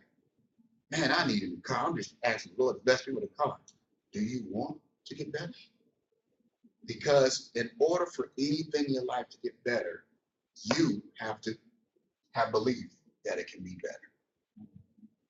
And if we all know how much $150 is, it's $12.50 a month. So when you have a greater understanding of something and you meet a person, number one, value that person, no matter what. So this is training. That's why we don't want guests at a training, because they're like, he's calling everybody lazy. No, that's not the point. But you still have to understand who you're dealing with, because I have gotten it to a point where when you're out talking to people about the business, do you know every week, every other day this last week, I have signed people up into this business. It's like, hey, spoke to a guy yesterday, explained the business, he's in. You know, spoke to a guy the other day, they got in. Spoke to a guy last week, he got in. You know how many people that I spoke to? Every person I spoke to got in. And I'm like, give me somebody else to speak to. You get the difference? I'm like, oh, you got to speak to people, but you have to speak to qualified people. You know, let me give you an example of what I mean by qualified people. And don't judge people. This is training, okay? Don't get in the habit of judging people because God will judge you at the same time. That you get in the habit of judging people, let me explain to you. Paul Jones, 15, 16 years ago, had Timberland boots on, a vest, a hoodie on, the whole nine. I still was a savvy type person, don't get me wrong. But I was walking in the Mall of America, you know, and the guy came up and handed me his business card. I may not have looked like a so-called business person at the time. Y'all get the difference? So don't get into the point of saying, that guy looks like William Lockett, I'm going to sign him up. That guy looks like Charles Lay, I'm going to sign him up. That guy looks like Paul Jones, I'm going to sign him up. No, I was rusty. I had to learn. And as I learned and matured, then I was like, okay, I get it. What happens is people only take certain people by a certain image serious. So when I was starting, nobody was taking me serious because I just looked like everybody else. My first 2 suits came from the Apple Valley Goodwill. It's right next to Cup Foods or Salvation Army there in Apple Valley, right on Cedar 77. I walked up in there. I got me a gray suit and a blue suit. It used to be a Baccarat store in Southdale Mall. I went and got me 2 or 3 shirts and interchanged them. Nordstrom Rack has some cheap ties. I wore the same 2 suits every day and no one knew it. I just changed out the shirts. Because everything I had was Adidas and Timberlands and B-Boy. You know, I wanted to rap and I wanted to battle you. You know, and I'll let you know I will serve you if you even act like you had rhyme skills. You know, and if I thought you could beat me, I would make you think that I was going to beat you and psych you out. I'm like, ooh, that guy was actually a good rapper. But the whole point is, business is posture. But business is being consistent. You can't go for a little bit and stop. That's why I even wrote my book, Stop, Then Go. Stop, then go. Stop, then go. People do that all the time. They'll say, this week I'm going to work my JMG business. Next week I'm not. Do you know what happens? The week they work their JMG business, everything wakes up. It's actually starting to work. Do y'all get this? Then they stop. Now the following up that they were supposed to do in the next week, because they made a warp-sided schedule, the schedule the next week isn't consistent to the seeds they sown. So you till the ground. You know, if you really want something to grow, you don't go sow seed first, you go till the ground first, right? Anybody from the South know, you know, I don't know, my mom had me cracking beans and all that, and also helping plot the, you know, I see you plot the land, right? You know, we did that as little kids because my mama from Mississippi. So y'all like, why did it, man? I used to hate it. Thing had in there, and I'm sitting here, that little thing, messing up my little shoes and all that, and we gonna plow and till that little land. Then after we till the land, then you knew, now you go down, you get the seeds, you know, place them seeds, and they're not on top of each other either. Right? Place them a little bit, you put them aside. I didn't know the reason and the concept. I was just doing it because the faster I got it done, I could go play. Then you come through and packing it down. Then it's like you water. And I remember mom said, "Ooh, I hope it rained. I hope it rained." And I'm like, because I wanted my playtime, I didn't want it to rain. Right?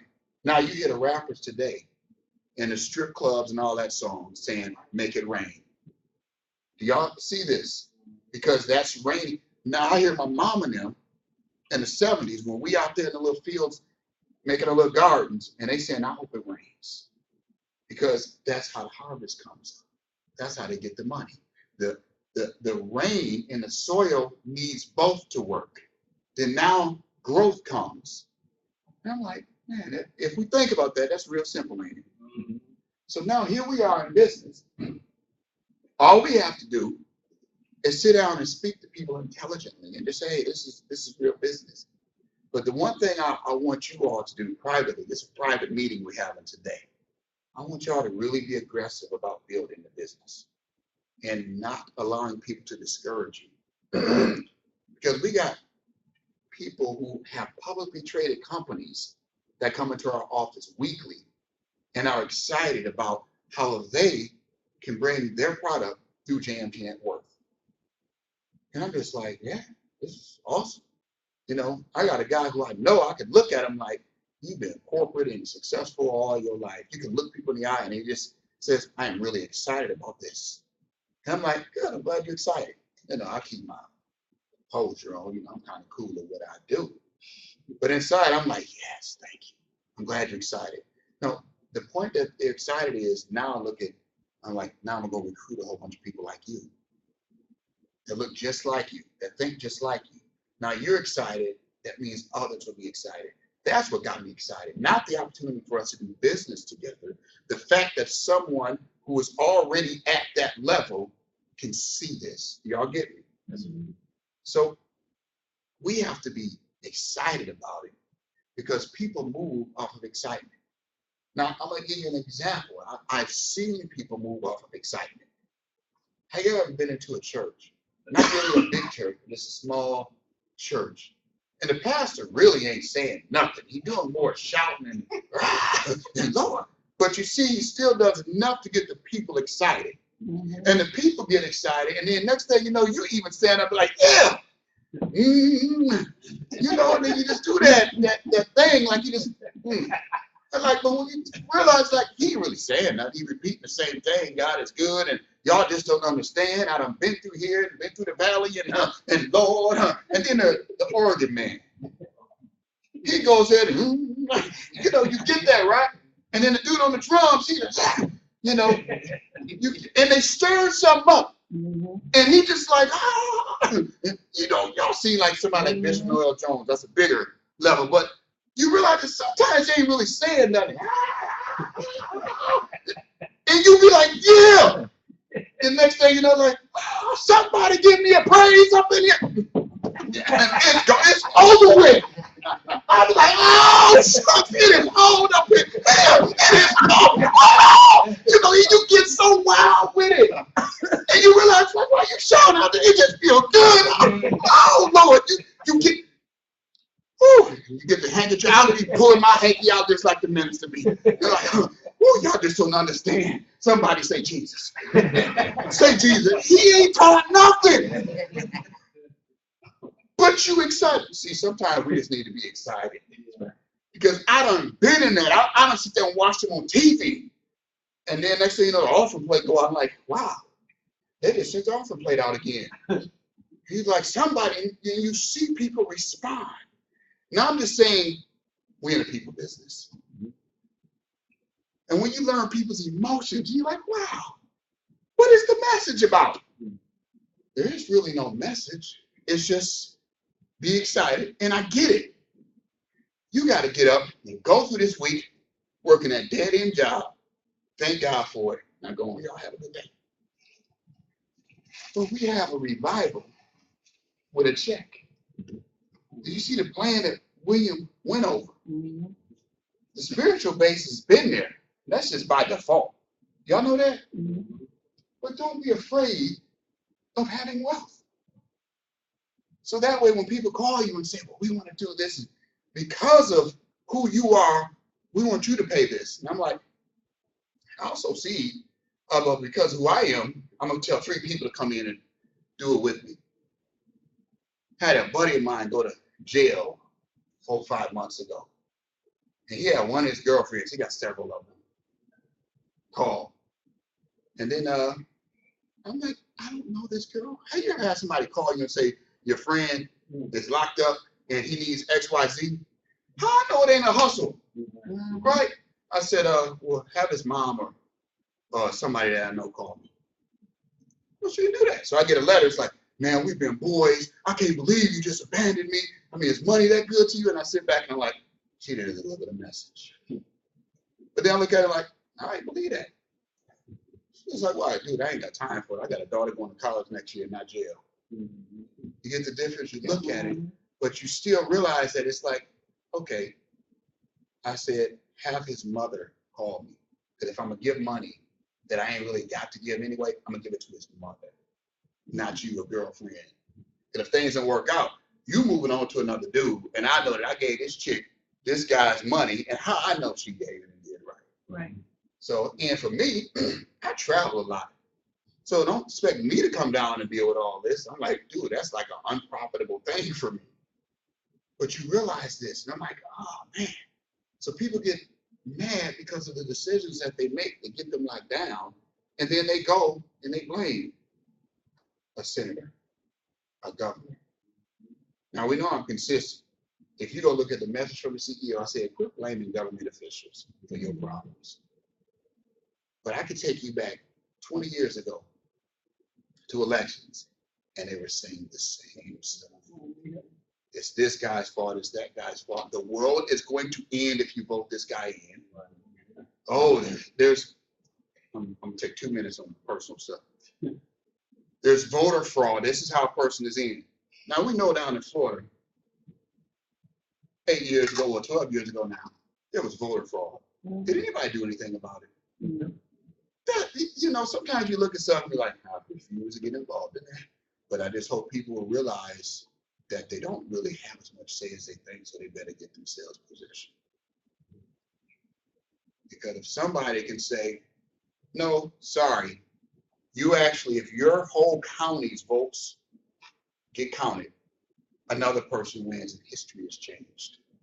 That means Bush never would have been the president the first go round. Period. So now we look and say, well, the economy went bad, it's Bush's fault, it's this and that. I go back and say, well, Bush did what a hustler does. He got in, he got Bain Capital in, they laid their pipes, they got their oil, they're retired, they're enjoying life, figure it out now. But what about those folks down there who did vote and didn't get their votes counted? Who stood up then? The broke and unfortunate will never have a voice until they have lobbyists. Do y'all understand that? So unfortunately and fortunately, I get to deal with people in a whole different income bracket. And I learn and never talk around and just say, oh no. I just sit there and I listen and I learn. I'm like, wow, that's how y'all really think? I'm like, wow. Then I'll be like, hey, y'all, we got to get to work. That's just where I look at it. I was going to come to that scenario anyway. We better get to work because I was working even as 14 years old. If you look at my story, I was shoveling snow, making money. It was in me. But when you actually know the answer, or as much of the answer as your little brain can take, then you look at folks and be like, okay, here's this. You'll never have to ask for any state or government or anything to do anything for you if you can go and influence 3 of your friends or family. How wild is that? Y'all get this? Then it's sad how people look at someone when they fail, because somebody is going to look at you, and this is designed to motivate you. They're going to look at you as like, oh, you've been doing that business, how long it's not working? Well, it's like your factory's getting bombed on. See, that moved me. I was like, wow, yeah, the factory gets bombed on. And I've been teaching in conferences for years about the story of Hershey's. I'm like, he filed bankruptcy twice. Y'all hear me? Twice. But have y'all heard of Hershey, Pennsylvania? The man became so wealthy off of what he did. But keep in mind, others were mad at him, saying, no, it's not working, your idea is not going to work. But it just reminds me of the story of Job. Job was doing his thing and everything was up, and boom, the bottom fell out. Then those around him say, oh, that's not working. They ain't on top no more. They're not hot no more. So then they run to find someone else because people are looking for leadership. Y'all get that? I understand it. But I want you as leaders to also understand it. Because if you don't get it, then you are not qualified to be a leader, because your personal opinion on what you think, no one cares what you think. This is business. I had to learn that the hard way. I'd sit up and I want to argue with people in business world. I'm like, wait a minute. They don't care because they already are in the ball game of the agenda. They're carrying out the agenda. So I'm like, okay, we have to get our people to just really defy the thought process that you're not worthy. So Mr. Hershey builds his factory. It works. His parents even disowned him. Do y'all get this? Because it wasn't working then. So imagine you out there trying to do something and people just be like, look, man, why don't you give up, William? It ain't happening, man. Give up, child. It ain't happening. Diane, you calling that man, he gonna fall into his grave. Yeah, but it's gonna happen. Y'all get that? It will happen, Fred. So, he had to file bankruptcy. Told you. I heard he filed bankruptcy. Keep on going. Get up on his feet again. He gets going. And next thing you know, I don't know what the economic times were. Boom, falls again. This man revolutionized chocolate. When he passed away, he did so well. When he passed away, he left his whole thing to an endowment trust, to an orphanage and a private school. Today, that endowment is worth $7.8 billion. And he's been dead a long time. So when people are offering you advice, look at yourself, say, you know what if I'm Mr. Hershey? What if I'm this person that's going to do something? And you know, every success story, there was a fight. there was a battle they had to fight. Every time you meet a person in a business and they all of a sudden find a reason not to do the business, or a problem arises and they give all of their focus on the problem, do you realize that that means they are not really a true leader? Do you understand this? Because true leaders will understand the problem and still work their way through it. I know this for a fact. With William not being in the room, I can tell you, he went through some problems about 2 years ago. He worked through the problems and at the same time stayed focused and kept building. I've seen others who said they were right there with me, go through some problems and come back later and tell me this isn't happening big enough. I have to go put my resources in other places. I'm like, all right. Then later they come around and it's like, oh, it's still going? How do I get benefit from that? I'm like, you already showed me one thing. You quit on me when it looked like it was hard. Do you imagine we're going to build $1 billion company? When we get to 20 million, do you know it's going to be problems? Mm-hmm. You know, because we're a $20 million company, Avon's still a $10 billion company. We still have to fight that battle. We're $20 million, Amway is still an $8 billion company. There's still $2 and $3 billion companies. As we're that little $20 million company, you get the difference? Mm-hmm. You have to keep fighting. So what I've learned is you don't stop until you hit the goal. You take your battles, you take your wounds, but you never allow quitters around you. Because when you get out there on the limb, they say, I got to go take care of some other stuff now. And you're like, no, I need you right over here now. I'm getting punched here. If you hold that flank down, I won't get punched right here. You got your 3 people working. What if one of the 3 quit? In the middle of a promotion, that happened to me in my Excel business. They had a big promotion going on. And it was actually for me going over to what is executive senior director level. And a person that was close to me told me, knowing we had a deadline this whole time, said they're going to do it on that deadline. I'm like, if you need my help with anything, you know, let me know. I'll do it. I got it. I already talked to my people. It's set. It's Friday, about 5 o'clock. I'm not seeing the people go in the system. It's like 9 people need to go in and I get this promotion. So I'm like, hey, well, it's graduation down here now and this and that. And I'm like, because it was May. And I'm like, what do you mean it's graduation? What does that got to do with what we're talking about? Then you always lose. And I got this and I'm graduated and, you know, because this person worked in school and I have to go support my students. And I said, wow. So I'm sorry, I can't deal with this right now, and hung up on me. I was like, wow. My wife's sitting there looking at me and I had a tear come down. Because I'm like, we didn't work this hard. Get all that. Man, I got on the phone and started calling. I don't know, I snapped. I got on the phone and started calling people and doing it. And I started putting people under this. I needed their ID number. They wouldn't even answer the phone to get it to me. That meant I had to get them promoted for me to get promoted. Do y'all get this? Mm-hmm. I actually called an Excel executive at home. They called someone else who was at the other. Now, this is a $2 billion company. And I said, look, I need this person. I got these people to put under. I know it's not protocol. They got me the information I need. I said, well, if you got them, go ahead. We're not going to hold you up. I put them people in. I took out my own card. Like, you want to make some money? I got you. And I did it. The only thing I told this person, said, hey, you're going to get a check. It's going to be about $2,000 in about 2 weeks.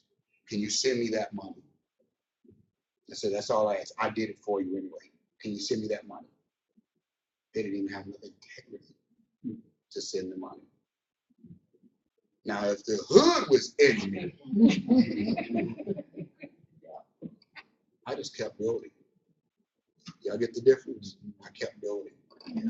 Now, this person I know was down in Florida at meetings, you know, boasting out the position that they're in and taking the praise for their promotion. And I'm like, how do you do that knowing that you quit in the middle of it? See, I was taught way back then, never align yourself with people who quit on you in this little small area. Because once we hit that 10 million, 15, $20 million mark, that's difficult. Y'all are like, it's a $20 million company. No. Then you got more regulations. Then you got more headaches because you got more people. You got more things to protect your character and the image of the company. Y'all understand that?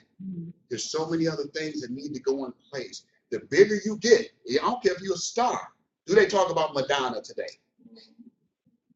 I don't care about her personal preference from sexual relations and all that, but do people talk about Madonna? Yes. There are rappers. LL Cool J was hot, but were there other rappers talking about him? It's with the territory. Did the federal government bring Bill Gates in the court to call it a monopoly with Microsoft? If y'all didn't know, they did. Because he gained so much wealth so fast.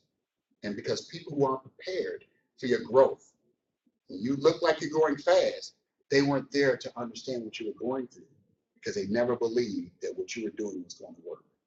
So they will haul you in and do all of this stuff to say, it's got to be something wrong with this. He's got to be doing something wrong. She's got to be doing something wrong. Well, it's what happens when success happens. Well, if you got folks that get weak at the knees then, it's like, well, we'll never hit 100 million, let alone a billion. You get the difference?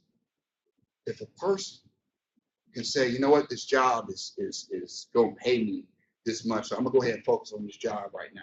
And what is that saying? Now you got to another level, and I'll tell you, I've been there. Once you're known for making $1 million in this industry, headhunters are out there. It's actually a real industry. Headhunters go around and they find top money earners and they offer them certain monies to go build in other companies and bring their entire teams. So that's why, if you didn't notice, when people come in and they're in another company, I say, shut that down. It's like, why? I refuse to put them in front of the room even. If they come in and it's like, oh, I got a good story. I had a guy stop me at a parking lot last week. Everybody's gone. It's like, man, I got a testimony I'd like to give. And I'm like, once you get to senior director and actually start putting reps in and have a team that you're leading, trust me, you don't have to ask us to get in front of the room. We'll ask you. But you know what that does? It makes you say, you probably won't get in front of the room.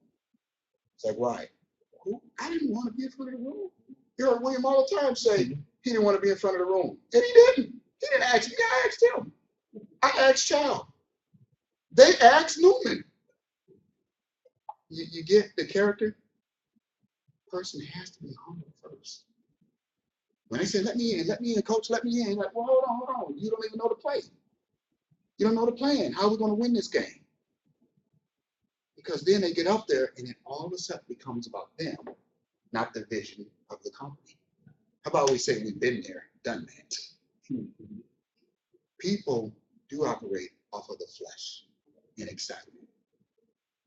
So we want to immediately build meetings around the country. So that means there's got to be responsible people.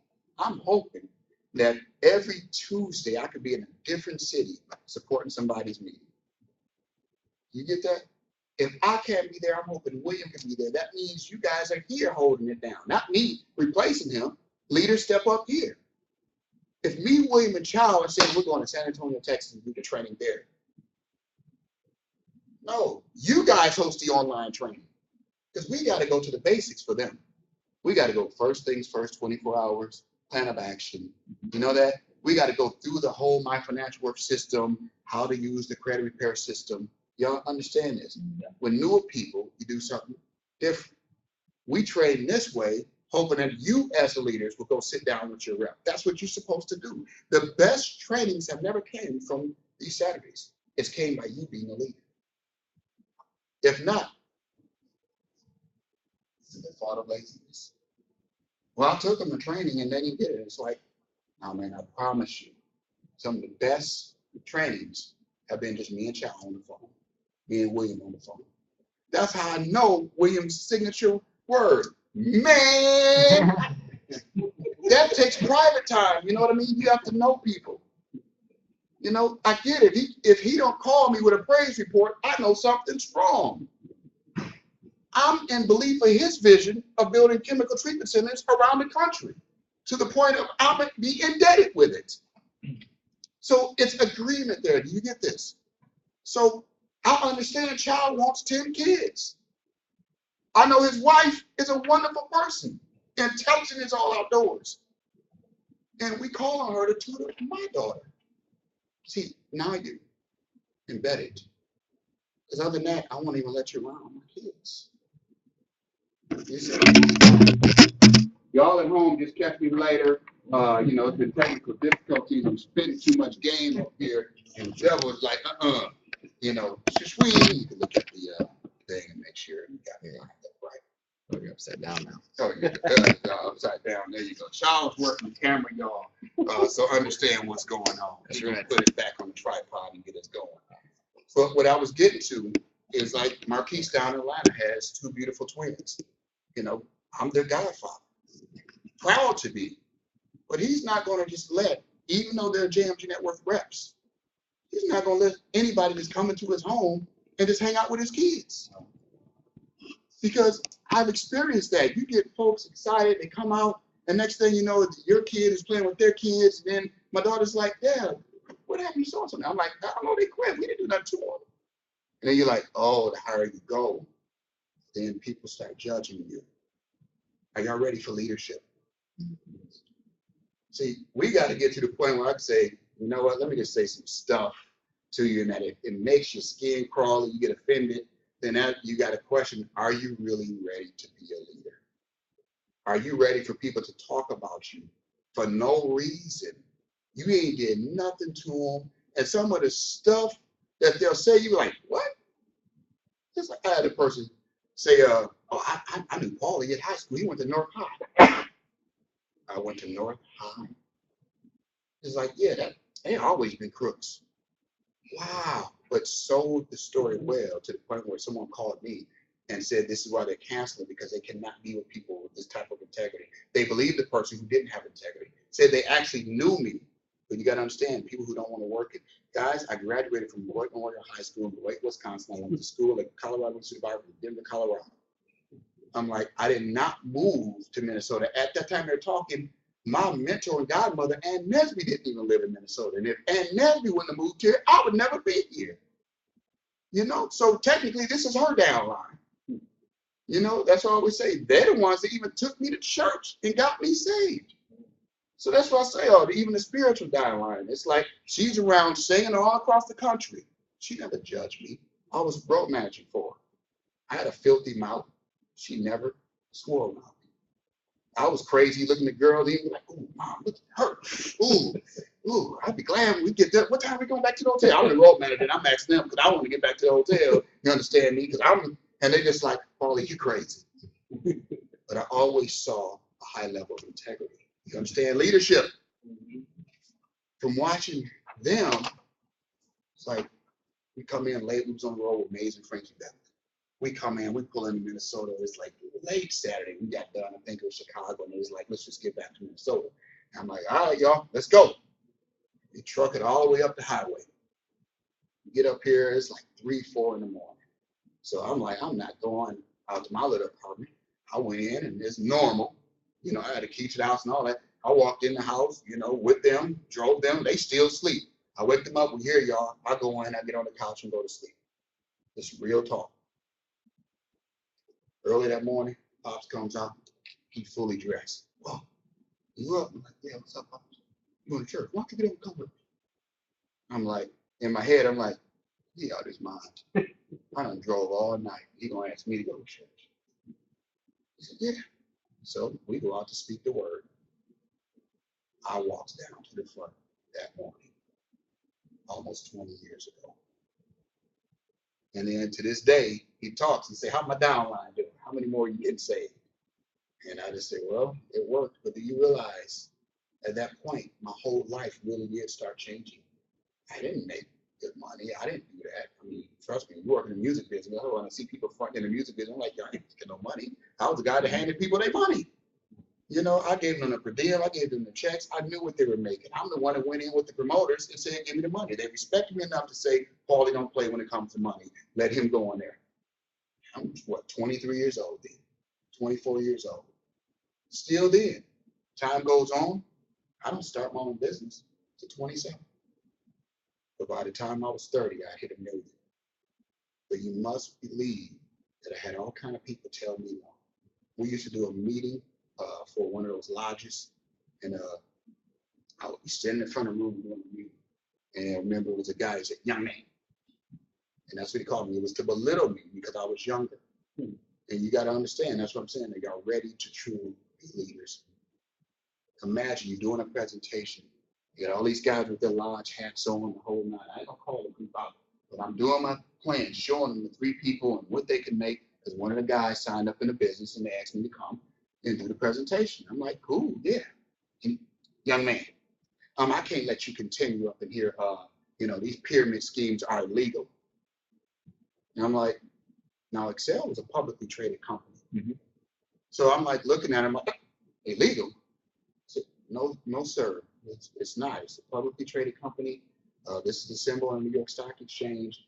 Been around, hit $1 billion in sales, fastest growth from $1 million to $1 billion, until UPS came later and broke the record. It was a multi-level marketing company. It was the fastest to do that. Young man, we need to, y'all brothers, and he addressed them. And he said, this is a scam and I cannot let this continue. And, we apologize. Let's exit this brother out. I walked out and got my board and all that. I'm listening out, and everybody else, you see them getting mad. Like, what? This is a scam. He tried. And I'm just like, oh, don't make me have to fight my way out of here. And I'm looking at the other brother that came in. And he's like, no, this is a real company. He's like, brother, we need to talk. And, we have to set some kind of rules of what we present. And I'm like, man, I got in the car. Y'all realize I cried. It just hurt me. You are doing your thing, and I was in my girl's car. I didn't have a car anymore. And that's what I tell people. Here I am, 27, 28 years old. I done bought a house. I'm out just making a living. And people sitting there telling you what ain't gonna work. And when you know they're wrong, it's nothing worse to have people congregate together and be 100% wrong, but say they're right. Where you can't even get a word in, but you just sometimes put your little tail in between your legs, erase your board, grab your stuff.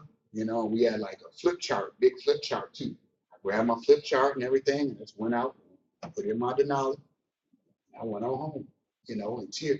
And you know what? I could have quit then because I was so tired.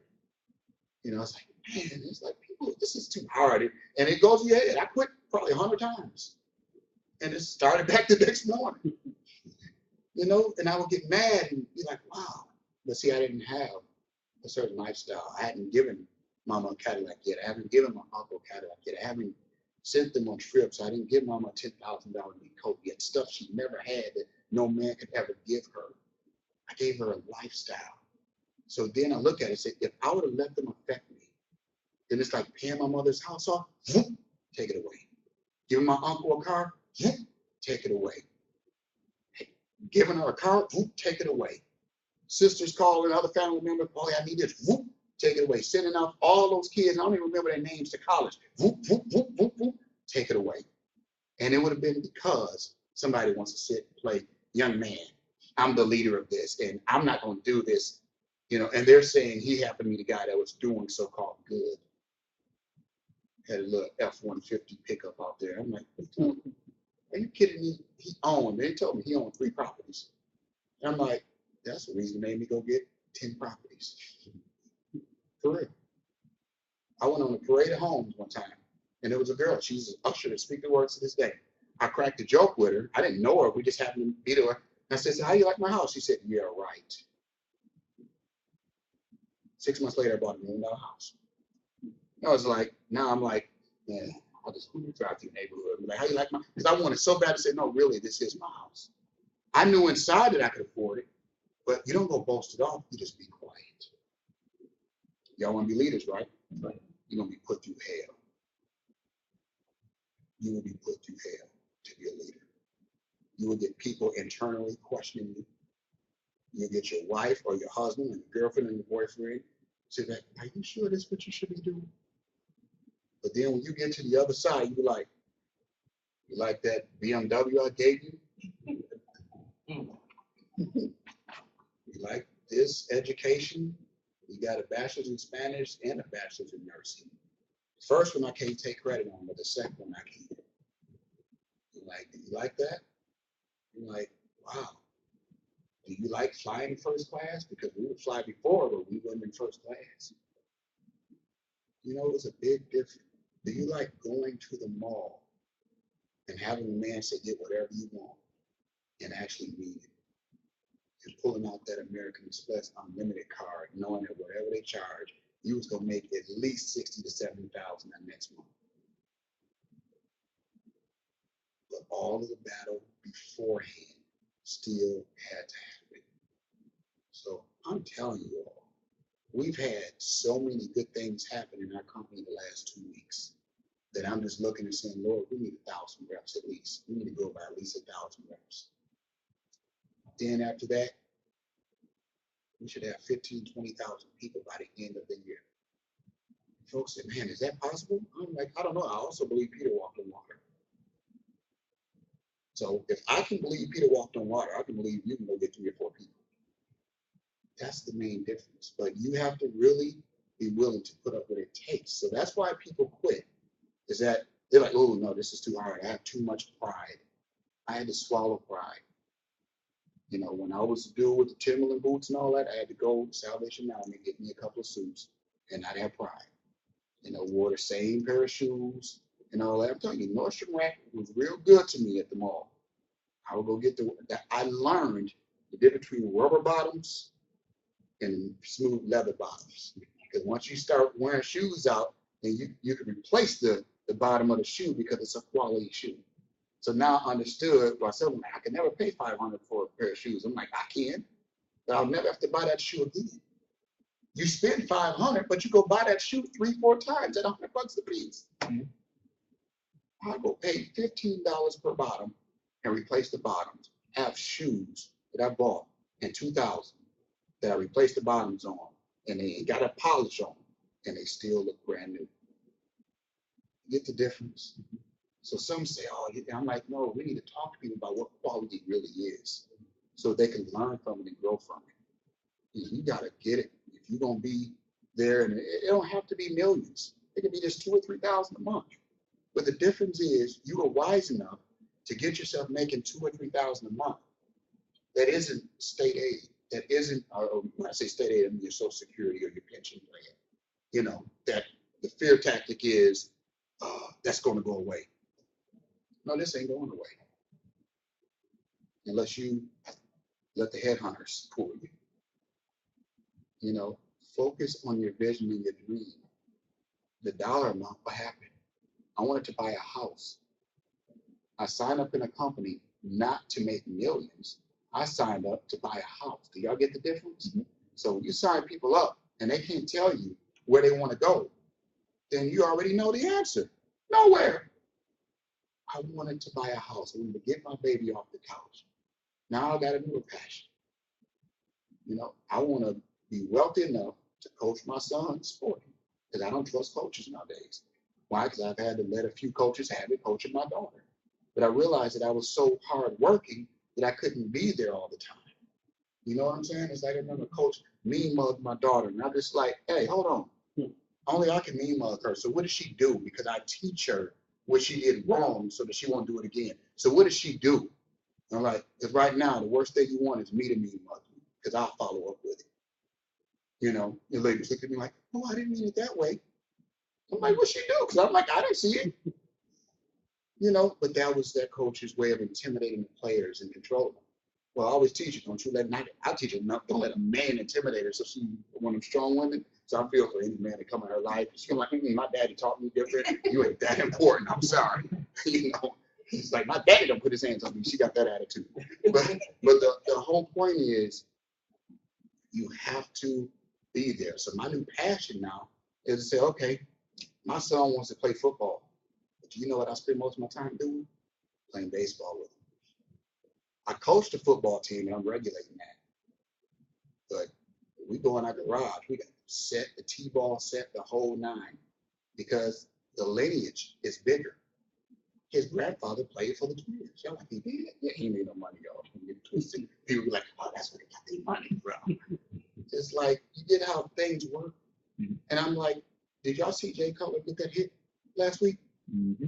I'm like, for real. Did y'all see that kid? I forget what team he played for in college. get hit and body go limp on the field, and they carried him off on a stretcher. I'm like, you know what? I just couldn't take that. I'm sorry, I ain't got that way. I'll be a shot the other player. I'll be like, you hit my baby that hard. I'm sorry. They're like, Mr. Jones is on the field, y'all. He is on. Someone call security. I'm like, you didn't have to hit my baby like that. He gonna hit some. He gonna hit that. On the flip side, I'm trying to protect him because he's a brute. You know, he's a brute. I just want us to win. I want us to win, but I want you to be prepared that everybody you sign up in the business, without you knowing it, imagine you see some of them shows where the women be out, and I ain't speaking of domestic violence stuff, but I want you to just see this the way it happens. You're out with your girlfriend, you know, y'all have a good time, you know, reminiscing of high school days, whatever, and then she goes home and her man's sitting there, but he's an idiot, and he smacks and says, where was you at, woman? She turns in the circle, falls on the ground. She was like, I was just with my friends. I wasn't doing nothing wrong. That's what's happening to your reps when you leave them. They are excited. They had fun with you. They got in the business. They have a vision. They see how they can help their family. And it is that same family when they get home that says, bam, how dare you defy me? We do good just how we are. You know, or laugh at them. They don't even have to put their hands on them because it's mental. They laugh at him. Oh, you don't want those pyramids. You don't want them. Well, the guy in the front of the room is the one making all the money. I'm like, for real? Well, the guy that's in front of the room used to be in the back of the room. Tell that story. Why does everybody want to attack the guy in front of the room? That's why I was saying when they attack Obama, I'm like, well, hold on. He had to go to get into Harvard first. You get that? You have to get into Harvard. Get to Harvard before you talk. You kidding? I ain't gonna go there. You know, but that's what I tell people. It's like, oh, I don't know if Michelle Obama's a right first lady. Why don't you just get into Princeton first? You get that? When they get into business, you have to protect them. You have to counsel them. You have to let them know that your door is open to them. Sometimes it ain't about just get your 3 people. Sometimes it's you listening to them because they're telling you that they got beat up. That's why I'll always, you know, when you're on a conference call, have you ever noticed that Marquise mutes that line? And then after they're done, they don't open them lines back up. They say, all right, y'all have a good night. And it hangs everybody up, doesn't it? Because we've learned. You had that heckler on the line. Yeah, I mean, the guy, I saw one there, he won with the Benz and all that. He's one making all the money. I've heard that. And I'm like, no, man, that dude works hard every day. His wife works full-time hard, supporting him, building this dream for him. You know, William gets on. You hear him, I'm like, are you kidding me? You know, you get somebody else that happens to know the person. Oh, hey, this and that. I'm like, what? So therefore, you have to shut all that down. You just say, hey, here's the information, state your name, where you're calling from. And our system is so sophisticated that Marquise, I'm telling y'all, he's looking and he's muting people, also trying to figure out which number it is. So if somebody has got the music loud and the baby screaming in the back, he's also looking and trying to find out which line it is. All I'm doing is saying, do y'all realize how much he actually is doing behind the scenes? Got the computer up. Somebody like, who was that? Who was talking? Who's cussing? You get that?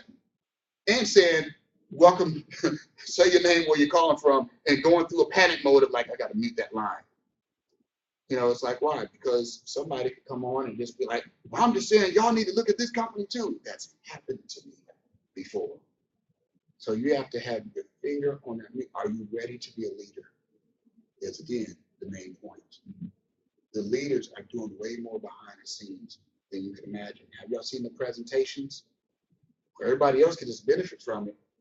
Marquise goes in and puts it together, sends it over to me. I beat it up, tell him what I don't like about it, send it back to him. Then it goes to Shelly. Then it goes to another lady named Melanie that y'all don't know. Then after that, we go in and we ask Gene, who's in Russia, hey, can you code this and do that? Then he finds a problem with it. Then we send it back over there. It goes through so many hands. You know what I mean? Then you even send it through legal sometimes. A guy named Jeffrey Badner, if you're curious, goes to them and he's like, you got to take that line out. I'm just, okay, here we go. We thought everything, we got to take the whole thing down to edit it and then put it right back up there. And don't let it be some spelling errors. You know, because then we got to recall everything and then send out people. Some of the leaders got new presentations 2 weeks ago from me. It's like, why? We had to make some changes. Here you go. Download this one. We know that everybody don't download it. We know that everybody don't go to their back office and do it. What I'm saying is, as a leader, you have to be consistently building your business, because in the day at JMG, there's way more going on that meets the eye. It's not, it's not just bringing a person into the business. It's about bringing them in, coming with the concept to help them to stay in. And when you got aggressive growth plans like ours, that means we need more leaders. That means you got to have thick skin. There's one thing that I can say I learned from Tim Lee, who was Ann Nesby's husband, and manager. When he's out there and some of the ladies, they got divas, okay? And I'm like, tell them to come down, and be in the lobby at this time. He said, remember I told you to have keys to the rooms? So yeah, he said, sometimes you got to be a blankety blank. He said, this is business, Paul. You're going to get in there and get them down there, because when Ann is ready to go, we leave. And that was on me. I couldn't go to her and be like, Miss Ann, your daughter is still in the business. No. So you know what I did? I walk in there and there's somebody in the shower. Come on, Anime. I was just like that. Putting them on, it's like, come on. It's like, why? Y'all gonna be down there before the queen comes down. Or I'm the one who gets it. He said, if you don't have thick skin in this game, you ain't gonna make it. So I think about all the stuff I went through. And by the time I sat down and said, hey, you keep your options open for making more money, man, I had brick skin. Then when somebody like, is this one of the pyramid things? I just got to the point like, yeah. When you just say, yeah, with excitement, it takes the whole fire out of them. But when you be like, what do you mean by pyramid? Like, absolutely. I wouldn't be doing it if it wasn't. And it's like, shoot, aren't you glad? Let me show you, man. When you still get 3, then when they go in, so I just couldn't be a part of that. I'm like, where you work? It's like, but you're part of one now. That don't make sense. I used to actually crush people. I would just crush them right there and just like, yeah, I'm going to just break you down. And then finally I just stopped. And I just say, hey, you in or out. And I advise y'all, don't ever get in that. Well, if you have any questions, give me a call. I'm so confident in what I just showed you that it's unquestionable. So are you in or out? And people, when they pose with the real question, that is designed to not waste your time. Because you're a business person. Now, I don't sit back, well, let me have a week to think about it. A week? Do you know how much is going to happen in a week? I ain't got a week. You in or out, because I got more appointments. But when you don't have more appointments, that's when you sit there like, I hope that one get in. Get your appointment book going. That's why I wrote Schedule for Success. Have a schedule. Have that thing going on. Then you can look at people and say, you're in or out. As I talk about, is folks coming in around the country. I'm like, oh, got that? Okay. You in or out? I'm in. All right, great. This is what I need you to do. Why? Because you're a leader. You direct traffic. People who don't direct traffic, have a problem directing traffic, should not be in the road. You are a leader. You have to direct the traffic. And you know what? That's what people are needing in the beginning. Someone to lead them, show them how to do it, but not through talk, through example. The best learning I've ever had, and for most people, is not from the university. They come from mine. I got the paper that says, yes, he's educated, but it was from me actually really running those restaurants with Taco Bell. So we just got to get to the point and get going. Now, as you know, owners have resources. Schedule yourself to attend Wealth Day. I got a few posters. I hope that in flyers. Now, one thing that I want, because we know it's a Thanksgiving week, I want you guys to, help us out. Take these only if you know you're going to, within the next 24 to 48 hours, go into a barber shop, someplace, and actually tape it up. Ask them for permission and put it up. Y'all got, okay? So it's only a few. Send them 3 back to Bertha. I got a stack of flyers for you, Bertha. I ain't forgot you, girl. Bertha, like, I want my mix now. But it's up to us, because now I'm gonna tell you, do not be in there saying this is JMG Network. No, it's Wealth Day. Even when they sign up, we had a thing, the merchant thing added, so it says Wealth Day. in their card. Because we don't want, there's a lot of people over the summer we see coming into business, right? We don't want any of them like, I was in that. So we brought all these leaders in. And just to kind of go over it, because we added another, which is, I call him Dr. Angelo, but it's Angelo A. Ellaby. But just to go over that, well, the main thing what I was saying, I know I can jump around, is bring the people to get the information. Get them their ticket online. It's $15, so see to tell them to so see to themselves, and load your car up. Now at the end, because throughout when I do my part, I'm gonna do a little on Schedule for Success, but I'm training my financial worth. The whole overtone is going to be your debt, how to better your credit, your daily budget, and we'll even say there's a system called My Financial Worth. It even says on there, sponsored by My Financial Worth. You get that? So they're not thinking, because when you go to My Financial Worth, they don't say nothing about JMG Net Worth. That is a standalone product. So that's what it is. So we're like, oh, My Financial Worth is sponsoring this, which is credit, debt. So I'll be the representative on that. Y'all get it? Now, at the end, after all of them's going, it's like, you know what? That man was so right about that credit. You know what? And I'm going to tell them there's a way to make money from offering this. We're looking for sales agents to sell this service. You get that? But I'm not telling them how much they make, what's the percentage. I'm just going to focus on the 4 elements of the wealthy. And that's it. I'm saying wealthy people, this is Wealth Day. Here are 4 elements of wealthy people. They master these. There's a system that is out here called My Financial Worth that you can get on and help you balance your everyday life. Why wouldn't you want to be a debt-free cash millionaire? Because that's based on if they want a rep, they can still have that. Right now, once they find out, it's like, you can sign up through me, $29.95, but you can go directly and pay $39.95. You get that? They can go direct to My Financial Worth and pay $39.95, or they can come through you and get it for $29.95. Now, if they're in to save the money, then great. Or if they want to make money, then they'll just pay the $149.95. That will include the same service, and now you're getting $50, and you can show them how to do the same thing. Now, one thing that I've been thinking about as training's over, so if you got somewhere to go, but I'm helping me out doing taking care of corporate business. One thing that I've noticed for some time, even when it was $29.95 for the My Financial Worth and free to get started, is the concept of wait to get going to get your 3. We're thinking about 86 in that just for that reason, because I've seen it this last few weeks, even with some of the new folks that got in. I'm like, they're like, well, he's trying to get his 3, and I'm like, man, that's an obstacle. It's like it doesn't matter. Get in the business and then make the 25 and get them promoted, and then they make the bonus money. Because right now there's a quick promotion going on anyway. So people should be, working hard to get promoted.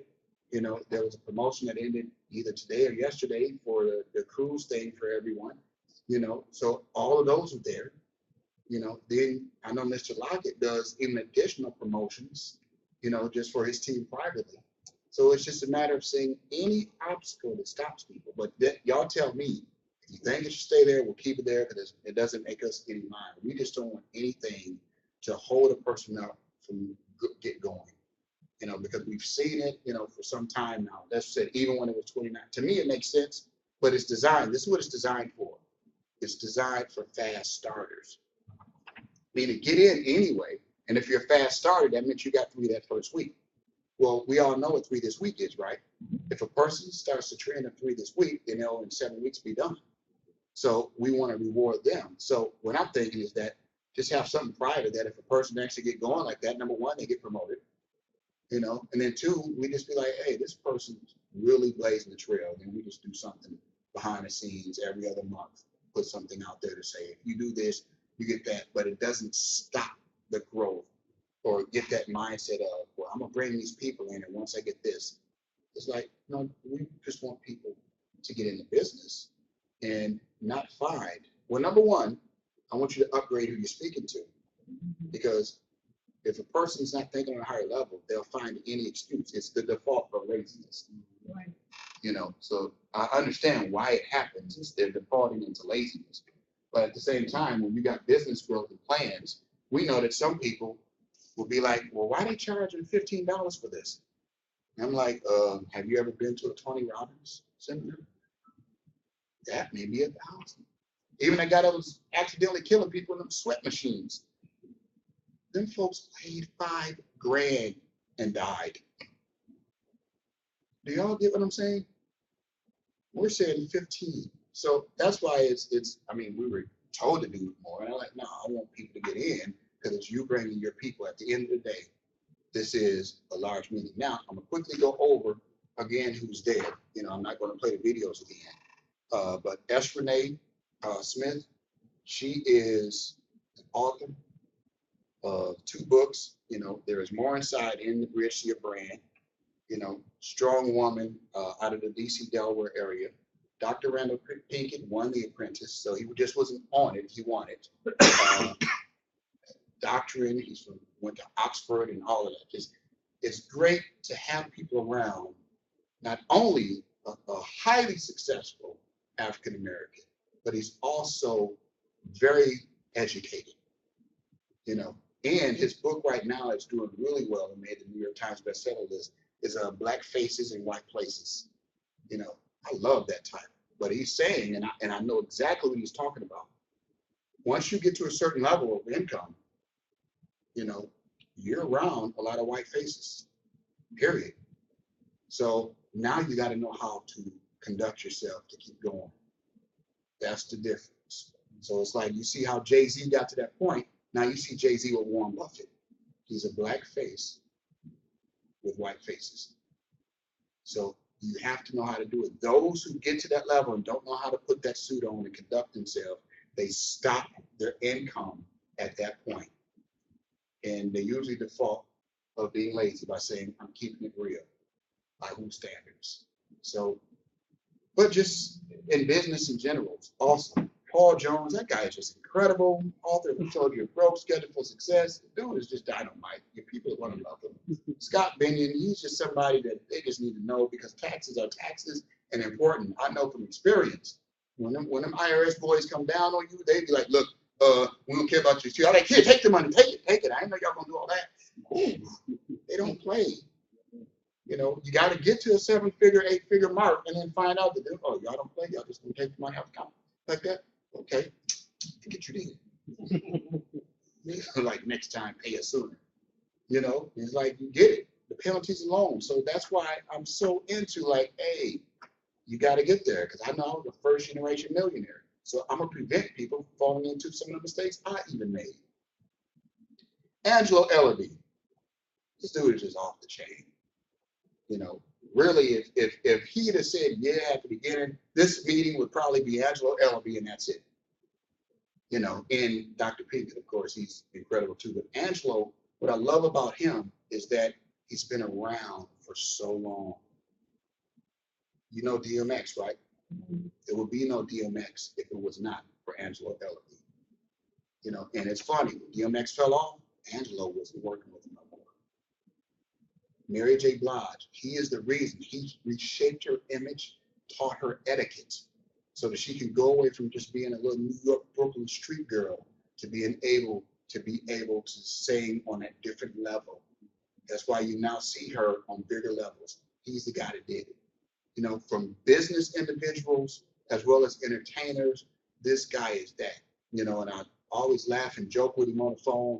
And sometimes people say certain things to you, and it's because they've been around it. In the 80s, you know, he was a model too. So, you know, people in the 80s who saw him in Ebony and Essence and all that.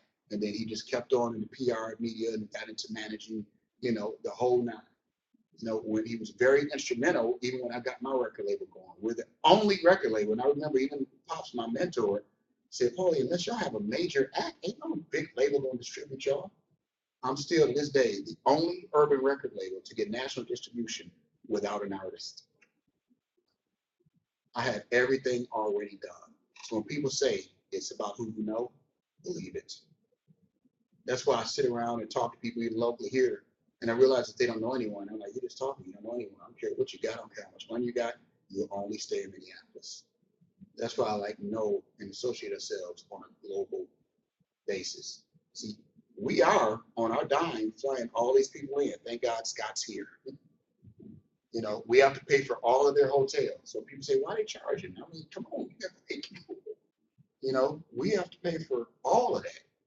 So, and then obviously we're going to give them love gifts and per diems and make sure that they feel well taken care of, because we are a company and group of classy people, right? Right. So we're not going to bring them here, and we want to fill that room. We want them to come, leave here saying, I want to go back to Minnesota. You know, and then when they're out, when Esrenae's in another city talking, I want her to say something about JMT Net Worth and my financial worth. You know, I want Dr. Pinkett to say something about it. I want Angela Ellaby. I want Huggy Bear to say something about it. Why? Because of our character, our conduct. And then from there, maybe they could refer some people over and sign up. Who knows what the future could be? All I know is we are going to be very wealthy, and this is just the beginning. I want to put on more wealth days and bring in even higher caliber of people, so that as this thing gets bigger, the next thing you know, we've had 2 different times Les Brown booked. But it's like I've always gauged it with the rep growth. This time we booked all of them, and I just said I'm just going for it. Now, if I did it off the rep growth, I would have canceled the event. So now I'm just doing it off of faith that everybody's going to do right. See, even the printing materials, everything is a cost. This hotel is a cost. The hotel Tuesday night is a cost. We don't ask anyone to put in. But normal, traditional networking companies, you have to cost share on everything. You go sign up in another deal, you know, they all sign up and they pay the $5 at each meeting, or they pay whoever the group leader is once a month, and everybody knows to keep that meeting going for the guests, because we are all business partners alike. One thing that I want to see happen is I want to see where the meetings can happen, especially Saturday trainings, without myself, without William, without Chow. Even Tuesday nights. Well, what does that mean? What's happening? Well, that actually means that there's so many leaders in that they'll go ahead and conduct and take care of things, so that we can go to another city, not play at home in the bed. We can go to another city and keep it going.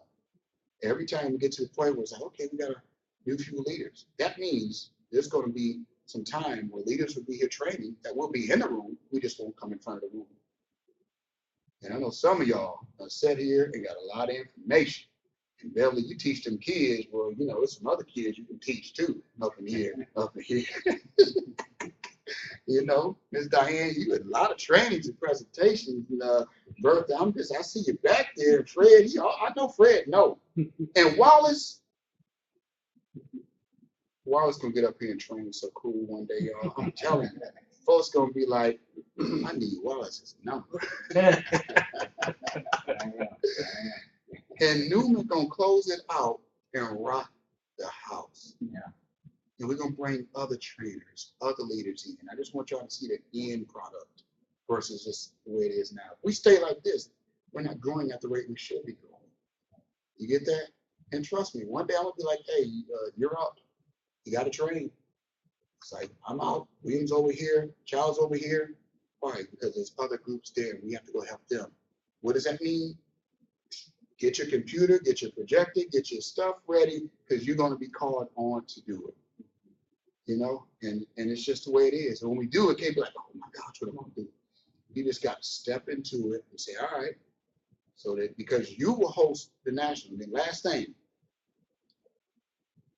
I've always had the plan of this spring having, y'all might have heard me say that, a training facility where it's the bigger cameras, the whole 9, so that when you do your Tuesday night meetings and your Saturday morning trainings, live broadcast. That alone, just the broadcast system, is $1,000 a month. But once we grow, you know, now you got 2 cameras, a switch operator, and we're doing trainings and everything's on that level. And it's coming on like a television show. There are internet broadcasts right now. You get the same concept when you go look at certain churches. You know, it comes on, that church music and everything comes on, the intro comes on, and then boom, live. You can watch T.D. Jakes, Joel Osteen, what's her name, the lady? Joyce Meyer, right there online, and it just looks wonderful. We have the same technology that we can get, so that we can have, even our Pastor Randy, you just go on Saturday, 11 o'clock, boom, it's there. You think I didn't find out what was going on? Yes, I did. And I'm like, you know what? That means we got to have the foundation. We got to have the switching system and network big enough to broadcast it live over the internet. So now we get guests are looking at our trainings or the Tuesday night presentation, and Antonio's up there doing the deal. It's done. Now you got hundreds of guests watching a live presentation that night, looking at it. Then the pre-scripted question and answers are already on there. You know, am I charged $149.95? Does that include the My Financial World service? Yes. You know, what am I charged afterward? Just $29.95 for the My Financial World. All those little, it's right there, designed to sign that person up. And everybody's replicated site, they'll be able to go in and then say, click join, and they'll start sign up right there from the live broadcast. So if y'all want to see this thing go to where it's supposed to be, we were supposed to be on that 494 strip come first quarter, you know, of next year.